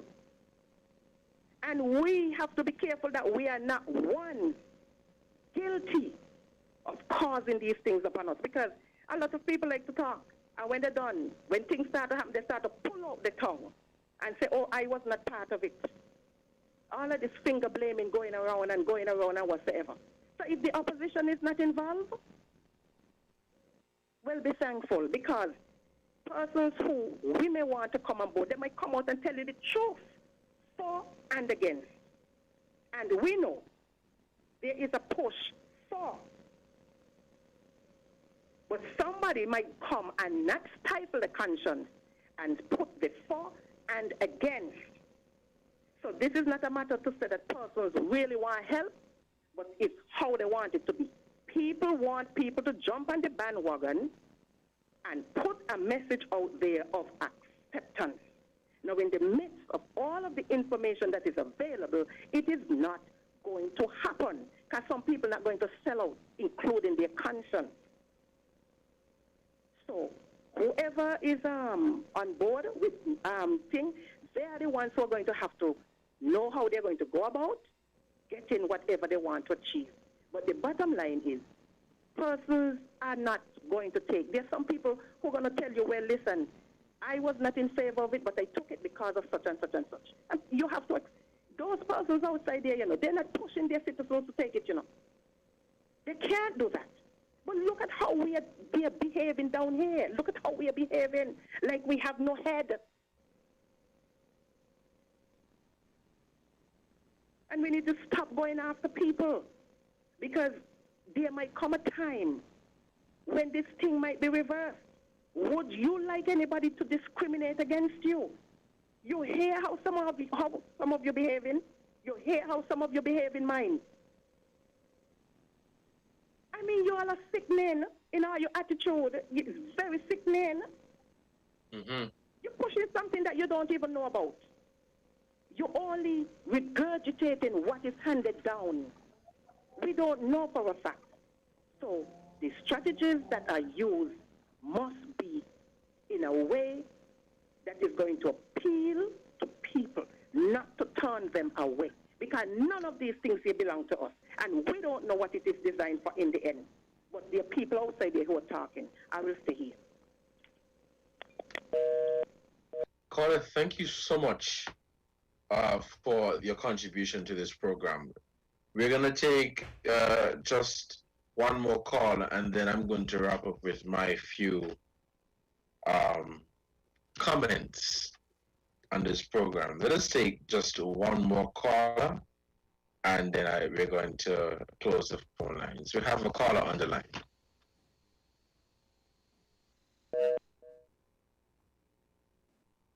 Okay, I think we seem to have lost that caller. We're still taking calls. The numbers to call are 466-0989-762 and 662. We're going to take one more call, and then we're going to close the phone lines. Let us get this last caller in. 466-0989-762 and 662. Do we have a caller?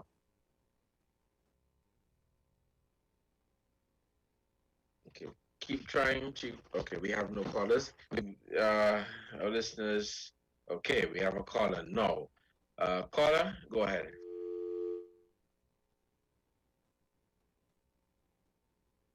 Okay, we seem to have lost a call. Let's try one more time.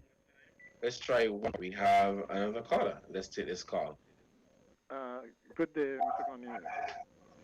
Good afternoon. How are you doing? Yeah, I'm good. We all live in St. Kitts, and Nevis. And we know that one side cannot politicize anything in this country, right? You know, when I hear people say, well, accuse one side or the other politicizing this, it has been politicized from the outset.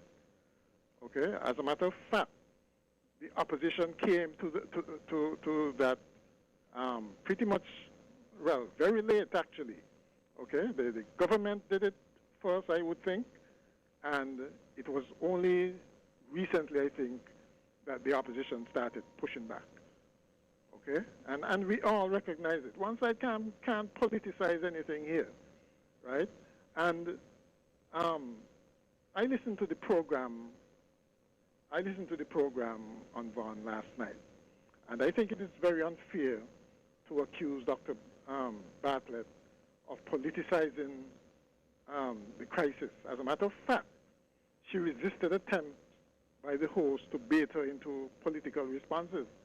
Okay, and she was very wary of very careful not to criticize her fellow professionals. Okay, you know, the thing is, people should not be cornered into a guilt trip, okay, with people who say, keep the politics out of it, right? The fact is, if they see something untoward, they should be talking about it, because I'm sure if we had to do this all over again, we would do things differently. Well, how would we know what to do differently if we don't analyze what is going on currently? Okay? So it's not too early to critique things. All right? And one of the things which Dr. Bartlett was saying last night was that we needed to see an epidemiologist out front on this. Okay? She was told later by the host that there is actually one or two here. Okay? But how many of us know that? The reason why that was important is because, in her view, we did not do enough testing, right? And that's what such a specialist would be involved in, saying who to test, how to test the groups, etc. So we have a very clear picture of what was going on. Okay, that was her point. She wasn't trying. She you know, I think she really bent over backwards, trying to keep the politics out of it. But in the end, I don't think she succeeded, right? Because the fact is, there are different responses to particular situations, to every situation.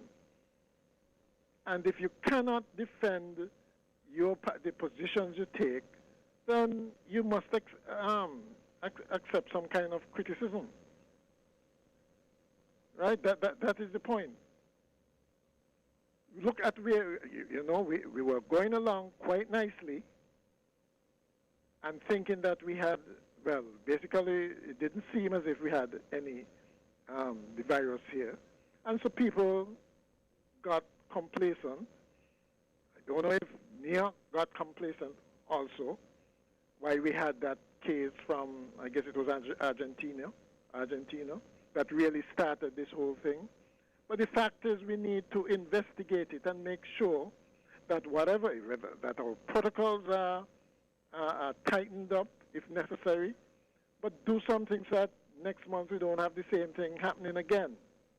Okay, and there's this attempt to not talk about that for fear of where it may lead. But we see already we're not investigating and not finding out exactly what happened, and where the breach happened, closing up the breach that happened. We see where it can lead, right? So people should not be cowed into just shutting up and not second-guessing or critiquing our responses now.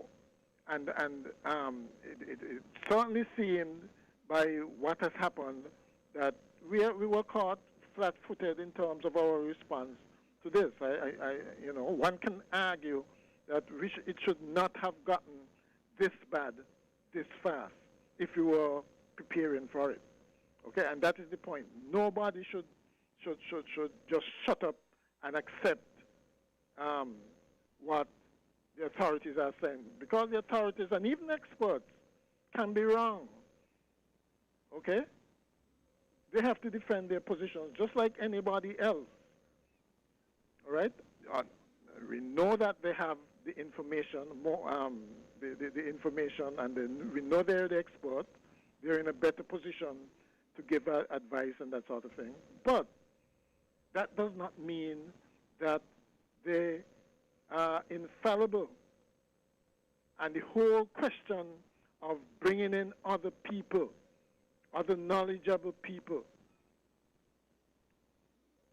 speaks to the fact that nobody has all the answers, and the more input you get from the knowledgeable sources out there, the better it is for us, right? And there's too much. I think there was too much of an ego problem getting involved in this in this thing from the beginning, and it continues even now, and that's unfortunate. Okay, so we have to deal with it. What I called in last night to the program, and what I suggested is that we do some sort of reset, because as much as we don't want to admit it, yes, the New York did a good job initially, okay? But the fact is, we are where we are now, okay? And a lot, and the reason why I think it would appear that we did such a good job was the fact that we got lucky, because we've had other breaches of our protocols before, but we were lucky in that they tested negative, and there was no spread into the community. This time there was. All right? I got a lot of flack for saying that a lot of it is luck, but that is what it is. If we had to be honest, one person did all this. Okay, and we had the breach before. We were just lucky before. I should say, but for the grace of God, we were lucky. We got out of it. Okay, so yeah. Just so what I'm saying, all I'm saying is, let's be frank and open, and discuss this in a way that we end up doing the right thing to protect our citizens. That's the bottom line. All right then. Thank you, caller, so much for your contribution. We're going to close the phone lines at this moment, and I'm going to give my take on what we...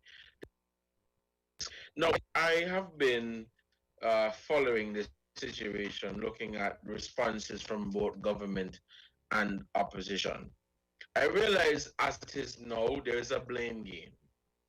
And the government is saying it is the opposition's fault, because there are some people who support the opposition who are anti-vaxxers, and they have not been supporting the vaccination program, so it is their fault that the virus has spread and all of that. The opposition is saying that it is the government's fault, that the government did not do a good management of COVID, that they allowed this to go wrong. So we're in a position where we're saying it's a blame game. It's your fault, and it's your fault. It's not my fault. I don't know whose fault it is. But we're in a situation now where it's a blame game. There is a blame game going on right now. People who are not vaccinated are being lambasted on social media. They're being chastised on social media for not being vaccinated. And people who are vaccinated are still being chastised for being vaccinated. We are in the situation of community spread. The virus is out of control. Let us make that very clear. So it's not to come and sugarcoat anything and so, oh, all is well. Sometimes you really have to tell people what you mean, and when you don't say it, mean what you say. Be clear, the virus is out of control and the numbers are climbing. We, according to the health officials, have recorded our third death. This is what I have said and will continue to say. Do what you have to do to protect yourself from COVID. Don't rely on anybody else to protect you. Don't rely on anybody else to say, well, you know, this is what we want you to do. You know what you have to do. So protect yourself. Protect yourself. But from the minute we get into this blame game thing about, oh, it's the opposition fault, it's the government fault, I would do a better job than this person, and it's rubbish. Now, I realized too, and a caller made reference to it, that when we talk about bringing politics into this whole vaccination and COVID situation, I realize the opposition is getting a lot of blame. But the government is to be blamed too, because they too have brought politics into it. They too have brought politics into it. I've been looking at these town hall meetings, these press briefings, all of these things, and I can safely say that they too have brought politics into it. We're in a situation now where people really need to just follow the protocols and do what they have to do to protect themselves. We're going to sit here and say, well, it is your fault because you're a Labour, and it's your fault because you're a PAM, and it's your fault because you're a PLP. No. The virus doesn't know which party you support. So if we want to go back and forth as citizens of St. Kitts and Nevis and say, well, it's she fault because it's ridiculous. At the same time, the people who are responsible for the management of COVID in St. Kitts and Nevis, they must take responsibility. I'm not asking you to come on here or to go on social media and cuss them out and say, well, it's your fault and you ain't know what you were doing and you mess up the country. Of course not. Because while we were at home, in the comfort of our homes, enjoying the state of normalcy we had before May 19th, people were out there on the front line. Our community nurses were out there on the front line. They were working hard and playing their part in making sure that we are safe from COVID. That is what they were doing. But are we going to sit by and try to blame me and say, well, it's the opposition fault, it's the government fault? While I think that the opposition should have come on board from the beginning and say, well, we have experts, we have doctors on our team. And when I say opposition, I mean St. Kitts and Nevis. The government should have extended an invitation from the get-go.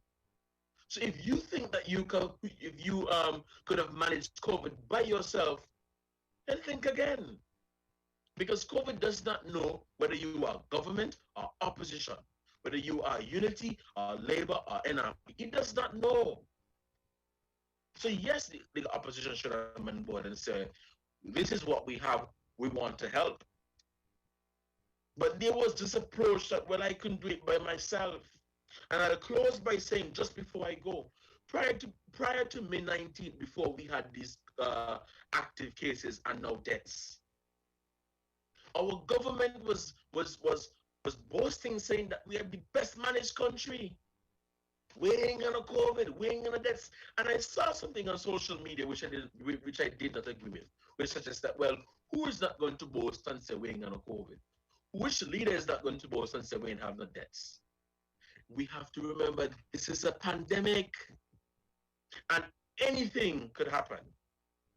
So while we were saying, well, St. Kitts and Nevis is the best managed country, we're doing well, we ain't have no community spread, we ain't have no deaths, it's a virus. You're in a pandemic. You're in a pandemic and it could have happened to anybody. So now we are in the situation of community spread. Now that we have 3 recorded deaths, what are we saying? Are we still the best managed country? Are we still doing better than others? We were too busy looking at our brothers and sisters across the region and looking at their downfall and looking at their mistakes, let me say that. Instead of trying to focus on what we're doing here in St. Kitts and Nevis. It's your fault, that is all I've been hearing. No, we are in the situation, let us deal with it. We all have to play a part in making sure that St. Kitts and Nevis survives COVID-19. Are we going to be ignorant? Are we going to say, it's your fault? It's your fault? No. Let us play our part in making sure that St. Kitts and Nevis survives COVID-19. The government, the opposition, the private sector, everybody. Because at the end of the day, all of us have to live here. I am out of time. It's 2 minutes past, so I'm going to begin wrapping up this program. I want to say thank you to all of you who have called and played a part in this program today. We're going to be back on Friday, and we are going to speak with the Director of Public Works and other members of his staff about hurricane preparedness. And of course, for the second half, we're going to invite Dr. Denzel Douglas, the opposition leader of the St. Kitts Nevis Labour Party, to get his comments and his view on the developing COVID-19 situation here in St. Kitts and Nevis. So remember to tune into Voices on Friday. We're going to be speaking with the Public Works Department for the first half, and for the second half, we're going to touch base with Dr. Denzel Douglas of the St. Kitts opposition leader. People, stay safe. Do what you have to do to protect yourself from COVID-19. It is a personal responsibility. Do what you can to make sure your family remains safe. Until next time, I've been your host for today, Devon Cornelius. Stay tuned to 1FM 98.9. Have a good one.